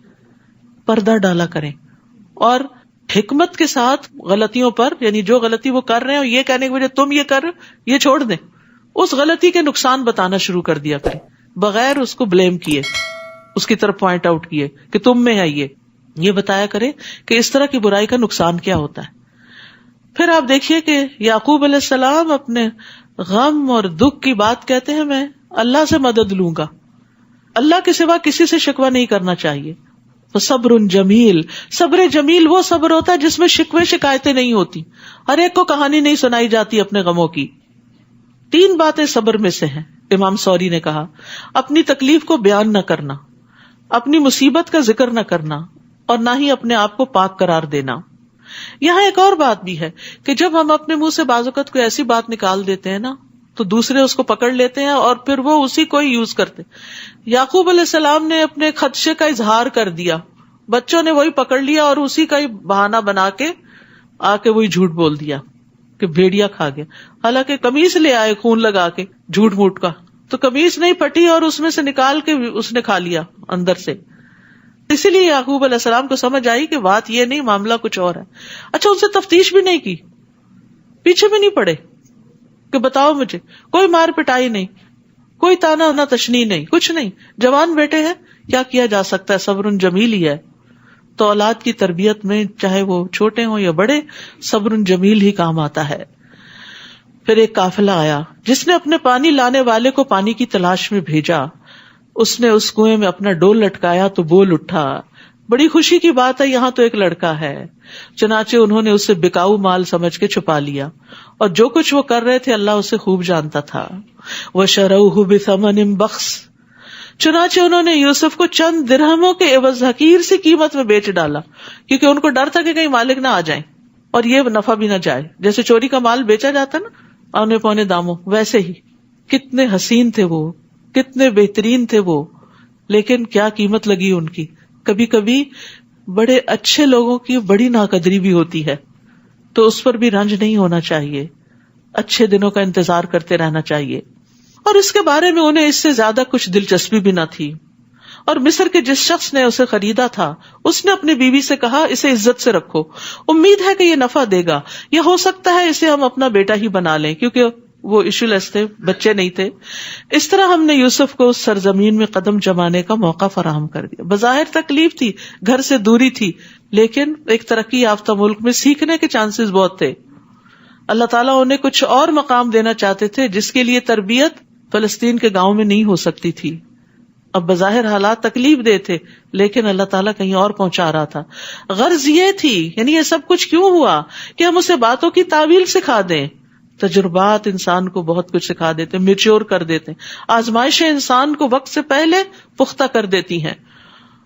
بھٹی میں تپ جاتا ہے انسان اور پک جاتا ہے، اور اللہ اپنے حکم نافذ کرنے پر غالب ہے. لیکن اکثر لوگ یہ بات نہیں جانتے. اور جب یوسف اپنی جوانی کو پہنچے تو ہم نے انہیں حکمت اور علم عطا کیا، اور ہم نیک لوگوں کو ایسی ہی جزا دیتے ہیں، یعنی ہر محسن کو حاصل ہونے والی عنایات. اور جس عورت کے گھر میں وہ رہتے تھے اس نے یوسف کو اپنی طرف ورغلانا چاہا. اس نے دروازے بند کر لیے اور یوسف سے کہنے لگی جلدی آ جاؤ، کیونکہ انتہائی خوبصورت تھے، بہت اٹریکٹیو تھے. تو وہ عورت ان کی طرف مائل ہو گئی اور برائی کی دعوت دی. یوسف نے کہا اللہ کی پناہ، میرے رب نے تو مجھے بہت اچھی منزلت بخشی، اتنا اچھا ٹھکانہ دیا، اور میں یہ کام کروں؟ ظالم لوگ یقیناً فلاح نہیں پاتے، یعنی احسان کا بدلہ اس طرح دوں. نبی صلی اللہ علیہ وسلم نے فرمایا میں نے اپنے بعد مردوں پر کوئی فتنہ عورتوں سے زیادہ نقصان دینے والا نہیں چھوڑا. یعنی بعض عورتیں مردوں کو برائی کی طرف دعوت دیتی ہیں، بعض اوقات لباس کے ذریعے، بعض اوقات اپنے انداز کے ذریعے. تو یہ ایک بہت بڑے فتنے کی بات ہوتی ہے جس کے لیے مرد کو غض بصر کے لیے کہا گیا ہے. چنانچہ اس عورت نے یوسف کا قصد کیا، اور وہ بھی اس کا قصد کر لیتے اگر اپنے رب کی برہان نہ دیکھ لیتے. یہ رب نے بچایا انہیں. اس طرح ہم نے انہیں اس برائی اور بے حیائی سے بچا لیا. یوسف پاک دامن رہے کیونکہ وہ ہمارے مخلص بندوں میں سے تھے. سبحان اللہ. اخلاص کی وجہ سے انسان شیطان کے قابو میں آنے سے بچ جاتا ہے. تو اپنے اندر نیت کا، ارادوں کا، نیکی کا خلوص پیدا کریں. واستبق الباب، پھر وہ دونوں دروازے کی طرف لپکے. اس عورت نے یوسف کو پیچھے سے کھینچ کر ان کی قمیص پھاڑ ڈالی، یعنی وہ چاہتی تھی کہ ان سے برا کام کر ہی ڈالے، تو پیچھے دوڑی. دروازہ کھلا تو انہوں نے عورت کے خاوند کو دروازے کے پاس کھڑا پایا. پینترا بدل لیا. کہنے لگی جو شخص تیری بیوی سے برا ارادہ رکھتا اس کا بدلہ اس کے سوا کیا ہو سکتا ہے کہ یا تو اسے قید کر دیا جائے یا اسے دردناک سزا دی جائے. یہ ہوتی ہے وہ محبت جس کو لسٹ کہتے ہیں، جس میں صرف اپنے جذبات کی تسکین مقصود ہوتی ہے اور دوسرے کو اعلی کار بنایا جاتا ہے، اور جب مطلب پورا نہ ہو تو الزام تراشی کر دی جاتی ہے. تو اللہ تعالیٰ ایسے لوگوں سے بھی بچائے جو محبت کے اظہار کے روپ میں بہروپیے ہوتے ہیں اور انتہائی نقصان دینے والے. کیونکہ کئی دفعہ ایسا ہوتا ہے نا، بعض اوقات معصوم لڑکیاں ایسے مردوں کے چنگل میں پھنس جاتی ہیں ان کی چکنی چپڑی باتوں سے. انہوں نے ان سے نہ شادی کرنی ہوتی ہے، نہ انہیں بسانا ہوتا ہے، نہ انہیں عزت دینی ہوتی ہے، نہ ان کی ذمہ داری لینی ہوتی ہے. صرف ان سے اپنی وقتی حرص اور تسکین مطلوب ہوتی ہے، اور وہ ان کی پیار بھری چکنی چپڑی باتوں کی وجہ سے اپنی ساری عزت عصمت لٹا بیٹھتی ہیں. تو عورت کو اللہ کے بھروسے پر اتنا اسٹرانگ ہونا چاہیے کہ وہ ایسے دھوکہ دینے والے بھیڑیوں کے دھوکے میں نہ آئے اور خود کو فتنوں پہ پیش نہ کرے، ایسی جگہوں پہ نہ جائے، ایسے لوگوں سے نہ ملے کہ جو اس کو ذلیل کر کے رکھ دیں، کیونکہ برائی کا انجام برا ہی ہوتا ہے. یوسف علیہ السلام نے کہا بات یوں نہیں، بلکہ اس نے مجھے اپنی طرف ورغلانا چاہا تھا. اور اس کے خاندان میں سے ایک گواہ نے قرائن کی بنا پہ شہادت دیتے ہوئے کہا اگر یوسف کی قمیص آگے سے پھٹی ہے تو عورت سچی ہے. یعنی وہ اس پہ حملہ آور ہو رہے تھے تو عورت نے اس کا گریبان پھاڑ دیا، اور یوسف جھوٹا ہے. اور اگر اس کی قمیص پیچھے سے پھٹی ہے تو عورت جھوٹی، یوسف سچا کہ عورت نے اس کو اپنی طرف کھینچا. پھر جب عورت کے خاوند عزیز مصر نے یوسف کی قمیص دیکھی تو وہ پیچھے سے پھٹی ہوئی تھی. یہ دیکھ کر وہ اپنی بیوی سے کہنے لگا یہ تو تم عورتوں کا ایک چلتر ہے، واقعی تمہاری مکاریاں بڑی خطرناک ہوتی ہیں، تمہاری چالیں بڑی خطرناک ہوتی ہیں. یہ عزیز مصر کا قول ہے جو اس نے اپنی بیوی کو کہا. لیکن بعض مرد کتنے عاجز ہوتے ہیں اپنی بیویوں کے سامنے کہ جانتے بوجھتے کہ وہ برا کام کر رہی کچھ کہہ بھی نہیں سکتے. پھر یوسف سے کہا اس بات کو جانے دو، اور اپنی بیوی سے کہا تم اپنے گناہ کی معافی مانگو، سوری کر لو، بلا شبہ تو ہی خطا کار ہے. اور شہر کی عورتیں آپس میں چرچا کرنے لگیں کہ یہ عزیز مصر کی بیوی ہے اور ایک غلام کے پیچھے پڑ گئی ہے، اگر عشق لڑانا ہی تھا تو کسی بڑے انسان سے کرتی. وہ چرچا کرنے لگی کہ عزیز مصر کی بیوی زلیخا اپنے نوجوان غلام کو اپنی طرف ورغلانا چاہتی ہے اور اس کی محبت اس کے دل میں گھر کر چکی ہے. ہم تو اسے واضح طور پر گمراہی میں مبتلا دیکھ رہے ہیں. اس محبت کو انہوں نے گمراہی قرار دیا. جب اس زلیخا نے ان کی مکارانہ باتیں سنی تو انہیں بلاوا بھیج دیا, پارٹی ارینج کر لی اور ان کے لیے ایک تکیہ دار مجلس سے ضیافت تیار کی کہ آئیں, ریلیکس کریں, بیٹھیں, باتیں کریں. اور ہر عورت کے سامنے ایک ایک چھری رکھ دی, یعنی پھل کاٹنے کے لیے, اور یوسف سے کہا تم ان کے سامنے نکل آؤ. جب ان عورتوں نے یوسف کو دیکھا تو حسن میں فائق تر سمجھا اور پھل کاٹتے کاٹتے اپنے ہاتھ کاٹ ڈالے اور بے ساختہ پکار اٹھی, یہ انسان نہیں, یہ تو کوئی بزرگ فرشتہ ہے. زلیخا کہنے لگی, یہ ہے وہ شخص جس کے بارے میں تم نے مجھے ملامت کی تھی کہ میں اس کے حسن یا اس کے محبت میں گرفتار ہو گئی ہوں. بے شک میں نے ہی اسے اپنی طرف مائل کرنے کی کوشش کی. استغفر اللہ, یعنی کتنی بے باکی کے ساتھ اپنے جرم کا اعتراف ہو رہا ہے اور برائی کو خوبصورت بنا کے پیش کیا جا رہا ہے, اپنے آپ کو جسٹیفائی کیا جا رہا ہے. مگر وہ بچ نکلا, وہ میرے ہاتھ نہیں آیا, اور اب بھی اگر اس نے میرا کہنا نہ مانا تو اسے قید کر دیا جائے گا اور وہ ذلیل ہو جائے گا. یہاں پھر ایک یعنی قید کا لفظ بول دیا گیا اور پھر نتیجے میں پھر قید سامنے آ گئی. تو ہمیشہ منہ سے اچھے لفظ ہی نکالے ہیں. بعض اوقات انسان کہتا ہے یہ نہیں کرو گے تو یہ ہو جائے گا, اور وہ وہی ہو جاتا ہے. یوسف نے کہا, اے میرے رب, جس چیز کی طرف مجھے یہ بلا رہی ہیں اس سے تو مجھے قید ہی زیادہ پسند ہے, اور اگر تو نے ان کے مکر کو مجھ سے دور نہ رکھا تو میں ان کی طرف جھک جاؤں گا اور جاہلوں میں سے ہو جاؤں گا. تو یوسف علیہ السلام نے گناہوں اور نافرمانیوں کے مقابلے میں جیل اور مصیبت کو اختیار کر لیا. سبحان اللہ, کتنی بڑی بات تھی. اور اللہ تعالیٰ سے دعا کی کہ ان کے دل کو دین پہ جما دے اور اپنی اطاعت کی طرف پھیرے رکھے. اگرچہ ان کا ایمان پہاڑوں برابر تھا لیکن پھر بھی دعا. تو کبھی یہ نہ کہیں نہیں میں بہت اسٹرانگ ہوں, مجھ پہ کوئی اثر نہیں ہوتا, مجھ پہ ماحول اثر نہیں کرتا. نہیں, اللہ کی توفیق سے ہی انسان گناہوں سے بچ سکتا ہے. چنانچہ اس کے رب نے یوسف کی دعا قبول کر لی اور عورتوں کے مکر کو یوسف سے دور رکھا. بے شک وہ سب کچھ سننے والا, جاننے والا ہے. تو کئی دلائل مل جانے کے بعد بھی ان لوگوں نے یہی مناسب سمجھا کہ یوسف کچھ مدت کے لیے جیل میں ڈال دیا جائے, کیونکہ اب ایک نہیں ساری عورتیں اس کی محبت میں گرفتار ہو گئی. اب فتنہ اور زیادہ پھیل گیا. یوسف کے ساتھ 2 اور نوجوان بھی قید خانے میں داخل ہوئے.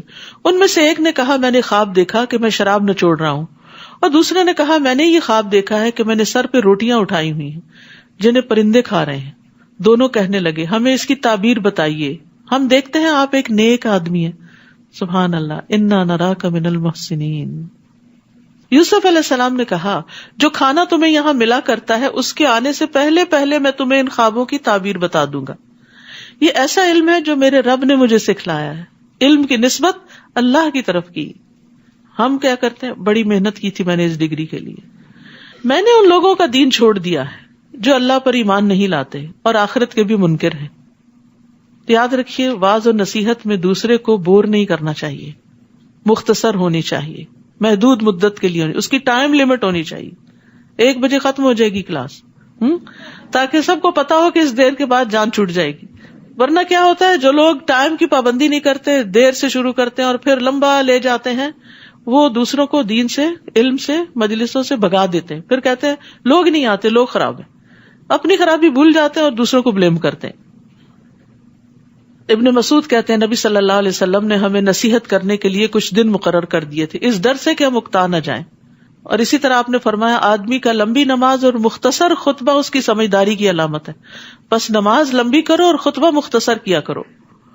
واتبعت ملت آبائی ابراہیم و اسحاق و یعقوب. اب تبلیغ کرتے ہیں اور کتنے خوبصورت انداز میں توحید کی دعوت دیتے ہیں. تو لوگوں کے دین کی بجائے میں نے اپنے آباء و اجداد ابراہیم, اسحاق اور یعقوب کا دین اختیار کیا ہے. ہمارے لیے یہ مناسب نہیں کہ ہم کسی غیر اللہ کو اللہ کا شریک بنائیں. ہم پر اور تمام انسانوں پر یہ اللہ کا فضل ہے, نہیں ہم شرک نہیں کرتے, لیکن اکثر لوگ اس نعمت کا شکر ادا نہیں کرتے. اے میرے قید کے ساتھیوں, کتنے پیار سے خطاب کر رہے ہیں, ان کو اپنا ساتھی کہہ رہے ہیں, حالانکہ وہ مسلم نہیں تھے, وہ اجنبی لوگ تھے, لیکن ان کو اپنا کہا تبلیغ کرنے کے لیے، نصیحت کرنے کے لیے دوسرے کا ٹرسٹ حاصل کرنا بہت ضروری ہوتا ہے. بچوں کو بھی پہلے پیار سے بات کریں، پھر ان کے عیب انہیں بتائیں. اے میرے قید کے ساتھیو، ذرا سوچا کیا متفرق رب بہتر ہے یا ایک اللہ جو سب پر غالب ہے؟ سوال کرتے ہیں، یعنی بہت زیادہ حکم نہیں چلا رہے، سوال کرتے ہیں، سوچنے کا موقع دیتے ہیں. اللہ کے سوا جنہیں تم پوچھتے ہو وہ تو ایسے نام ہیں جو تم نے اور تمہارے آباء و اجداد نے رکھ لیے، ان کے لیے اللہ نے کوئی سند نازل نہیں کی. اللہ کے سوا یہاں کسی کی فرما روائی نہیں ہے. اس نے یہی حکم دیا کہ اس کے سوا کسی اور کی عبادت نہ کرو، یہی دین برحق ہے، لیکن اکثر لوگ یہ باتیں جانتے نہیں. تو فیصلہ ہر معاملے میں اللہ ہی کا ہوتا ہے. تو اللہ سبحانہ وتعالیٰ کی سپرمیسی اور عظمت اور بڑائی کا احساس ان کے دل میں پیدا کیا، اور بس اتنی سی بات کر کے چھوڑ دیا، پیچھے نہیں پڑے. پھر کہتے ہیں میری قید کے ساتھیو، تم میں سے ایک تو اپنے مالک کو شراب پلائے گا. اب تعبیر بھی ساتھ ہی بتانے لگے. دوسرا تو اسے سولی پر چڑھا دیا جائے گا، اور پرندے اس کے سر کا گوشت نوچ نوچ کر کھائیں گے. جن باتوں کی حقیقت تم پوچھ رہے تھے ان کا فیصلہ ہو چکا. ان دونوں میں سے جس شخص کے بارے میں یوسف کو یقین تھا کہ وہ قید سے رہا ہونے والا ہے، اسے یوسف نے کہا اپنے مالک شاہ مصر سے میری بابت بھی ذکر کرنا، میری سفارش کر دینا کہ مجھے جیل سے نکلوا دیں. لیکن مالک کے پاس یوسف کا ذکر کرنا اسے شیطان نے بلا دیا، جس سے کہا وہ بھول گیا. چنانچہ یوسف کئی سال قید میں پڑے رہے. بعض کہتے ہیں 9 سال، بعض کہتے ہیں 14 سال. لمبی آزمائش تھی. رسول اللہ صلی اللہ علیہ وسلم فرمایا مجھے اپنے بھائی یوسف کے صبر اور کشادہ دلی پہ بڑا تعجب ہے. اللہ ان کو معاف فرمائے. ان کے پاس ایک آدمی آیا تاکہ وہ باہر نکل سکے، لیکن وہ اس وقت تک نہ نکلے جب تک ان پر جو الزام تھا اس کی وضاحت نہ کر دی گئی. اگر میں ہوتا تو دروازے کی طرف لپک پڑتا، اور اگر اذکرنی عند ربک والی بات نہ ہوتی تو وہ جیل کے اندر نہ ٹھہرتے، جبکہ وہ غیر اللہ سے پریشانی کا ازالہ چاہ رہے تھے. بعض اوقات ہم غیر اللہ کی طرف متوجہ ہوتے ہیں کہ وہ ہمیں مشکل سے نکالے. پہلے اللہ، بعد میں کوئی اور. اسباب تو اختیار کرنے ہیں، لیکن پہلی دعا اللہ سے. ایک دن بادشاہ نے اپنے درباریوں سے کہا میں نے خواب دیکھا ہے کہ 7 موٹی گائے ہیں جنہیں 7 دبلی گائے کھا رہی ہیں، اور اناج کی 7 بالیں ہری ہیں اور دوسری 7 سوکھی ہیں. اے اہل دربار، اگر تم خواب کی تعبیر بتلا سکتے ہو تو مجھے میرے خواب کی تعبیر بتاؤ. وہ کہنے لگے یہ تو پریشان سے خیالات ہیں اور ہم ایسی خوابوں کی تعبیر نہیں جانتے. ان دونوں قیدیوں میں سے جو رہا ہوا تھا اسے مدت کے بعد یوسف اور ان کا پیغام یاد آ گیا اور کہنے لگا میں تمہیں اس خواب کی تعبیر بتلاؤں گا، مجھے ذرا قید خانے میں یوسف کے پاس بھیجو. پھر وہاں جا کر اس نے یوسف سے کہا یوسف اے راست باز ساتھی، اے سچے ساتھی، ہمیں اس خواب کی تعبیر بتائیے کہ 7 موٹی گائے ہیں جنہیں 7 دبلی گائے کھا رہی ہیں، اور 7 ہری بالیں ہیں اور دوسری 7 سوکھی ہیں، تاکہ میں لوگوں کے پاس جاؤں اور انہیں بھی علم ہو جائے. اب یوسف علیہ السلام یہ نہیں کہا ذرا مجھے بتاؤ جو میں نے کام کہا تھا وہ کیا تھا کہ نہیں، وہ انہیں تعبیر بتاتے ہیں. یوسف نے کہا تم 7 سال لگاتار کھیتی باڑی کرو گے، جو کھیتی تم کاٹو اس میں سے کھانے کے لیے تھوڑا بہت اناج چھوڑ کر باقی کو بالیوں میں ہی رہنے دینا. پھر اس کے بعد 7 سال بہت سخت آئیں گے، اور جو اناج تم نے ان سالوں کے لیے پہلے سے جمع کیا ہوگا وہ سب کھا لیا جائے گا، سوائے تھوڑے سے اناج کے جو تم بیج کے لیے بچا لو گے. پھر اس کے بعد 1 سال ایسا آئے گا جس میں باران رحمت سے لوگوں کی فریاد رسی کی جائے گی، اور اس سال وہ رس نہ چھوڑیں گے، یعنی خوب بارشیں ہوں گی، تبھی پھلوں میں رس آتا ہے. بادشاہ نے جب یہ تعبیر سنی تو کہا کہ اس شخص کو میرے پاس لاؤ. مگر جب پیغام لے جانے والا یوسف کے پاس پہنچا تو انہوں نے کہا اپنے مالک شاہ مصر کے پاس واپس جاؤ اور اس سے پوچھو کہ ان عورتوں والا معاملہ کیسا ہے جنہوں نے اپنے ہاتھ کاٹ ڈالے تھے. میرا رب ان کی چالوں کو خوب جاننے والا ہے. سبحان اللہ. اتنے سال رہنے کے باوجود بھی کہا کہ پہلے میرے کردار پہ جو الزام ہے اس کی صفائی کرو.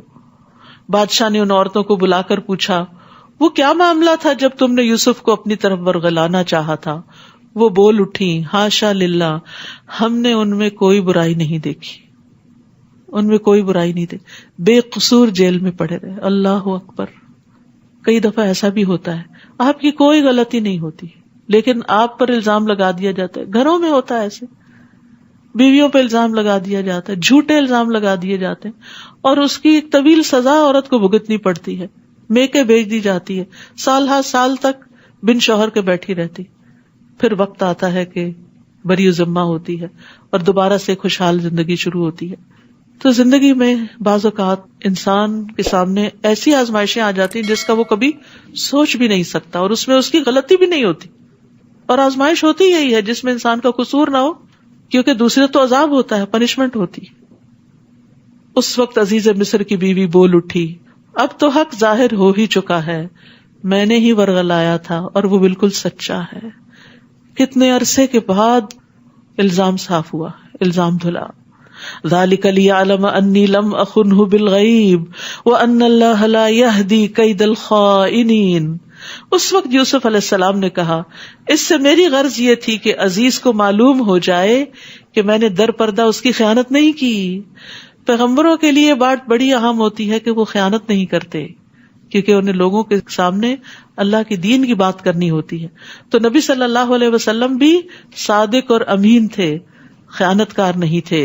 وَأَنَّ اللَّهَ لَا يَهْدِي كَيْدَ الْخَائِنِينَ، اور اللہ تعالیٰ خائنوں کی چال کو کامیابی کی راہ نہیں دکھاتا، یعنی خیانت کا انجام اچھا نہیں ہوتا. وَآخِرُ دَعْوَانَا أَنِ الْحَمْدُ لِلَّهِ رَبِّ الْعَالَمِينَ. بار بار رنج و غم کی بات ہوئی تو یہ ایک چھوٹا سا کارڈ ہے جس میں سورو اور ڈسٹریس سے ریلیف کی دعائیں ہیں، یہ آپ کے لیے بہت مفید ہے. پھر اسی طرح طب نبوی کتاب ہے جس میں نبی صلی اللہ علیہ وسلم سے یا سنت سے جو طب کے نسخے معلوم ہوتے ہیں، بڑے کام کی کتاب ہے. اسے میں نے حرف پڑھا ہوا ہے اور اس سے بہت فائدہ بھی اٹھایا ہے. اسی طرح طہارت کے مسائل ایک کتاب ہے. عبادت کرنے کے لیے لازم ہوتا ہے کہ انسان کو طریقہ بھی معلوم ہو، تو کیا پاکی ناپاکی کے مسائل ہیں، ہماری بچیوں کو بھی بعض اوقات پتہ نہیں ہوتا، تو یہ جاننا ضروری ہے. اسی طرح رمضان میں اذکار، تو یہ کچھ اذکار جمع کیے گئے ہیں طریق الجنہ میں، جنت کا طریقہ کہ جن پر جنت کی بشارت دی گئی ہے. اسی طرح یہ بچوں کے لیے کچھ کتابیں ہیں، ویلکم رمضان، مائی رمضان فن بک اور پریئر ٹری، یعنی جو وہ نماز پڑھیں اس کے اوپر خود نشان لگائیں، آپ ان کو بس ایک دفعہ کام دے دیں اور پھر جتنی نمازیں ہو جائیں اس پر انعام بھی دے. تو یہ چھوٹے بچوں کے لیے ایک اچھی ایکٹیویٹی بک ہے. جیسے آپ مسجد جاتے ہیں ان کو بھی ساتھ لے جاتے ہیں تو ان کو بھی کوئی کام دے دیں اگر چھوٹے بچے ہیں، تاکہ کلرنگ وغیرہ کرتے رہیں. اور اس کے علاوہ یہ ہے کہ اللہ سبحانہ وتعالیٰ سے خوب دعائیں کریں کہ اللہ تعالیٰ ہمارا رمضان پچھلے سارے رمضانوں سے زیادہ خیر و برکت والا کر دے. سبحانک اللہم و بحمدک، اشہد ان لا الہ الا انت، استغفرک و اتوب الیک. السلام علیکم و رحمۃ اللہ وبرکاتہ.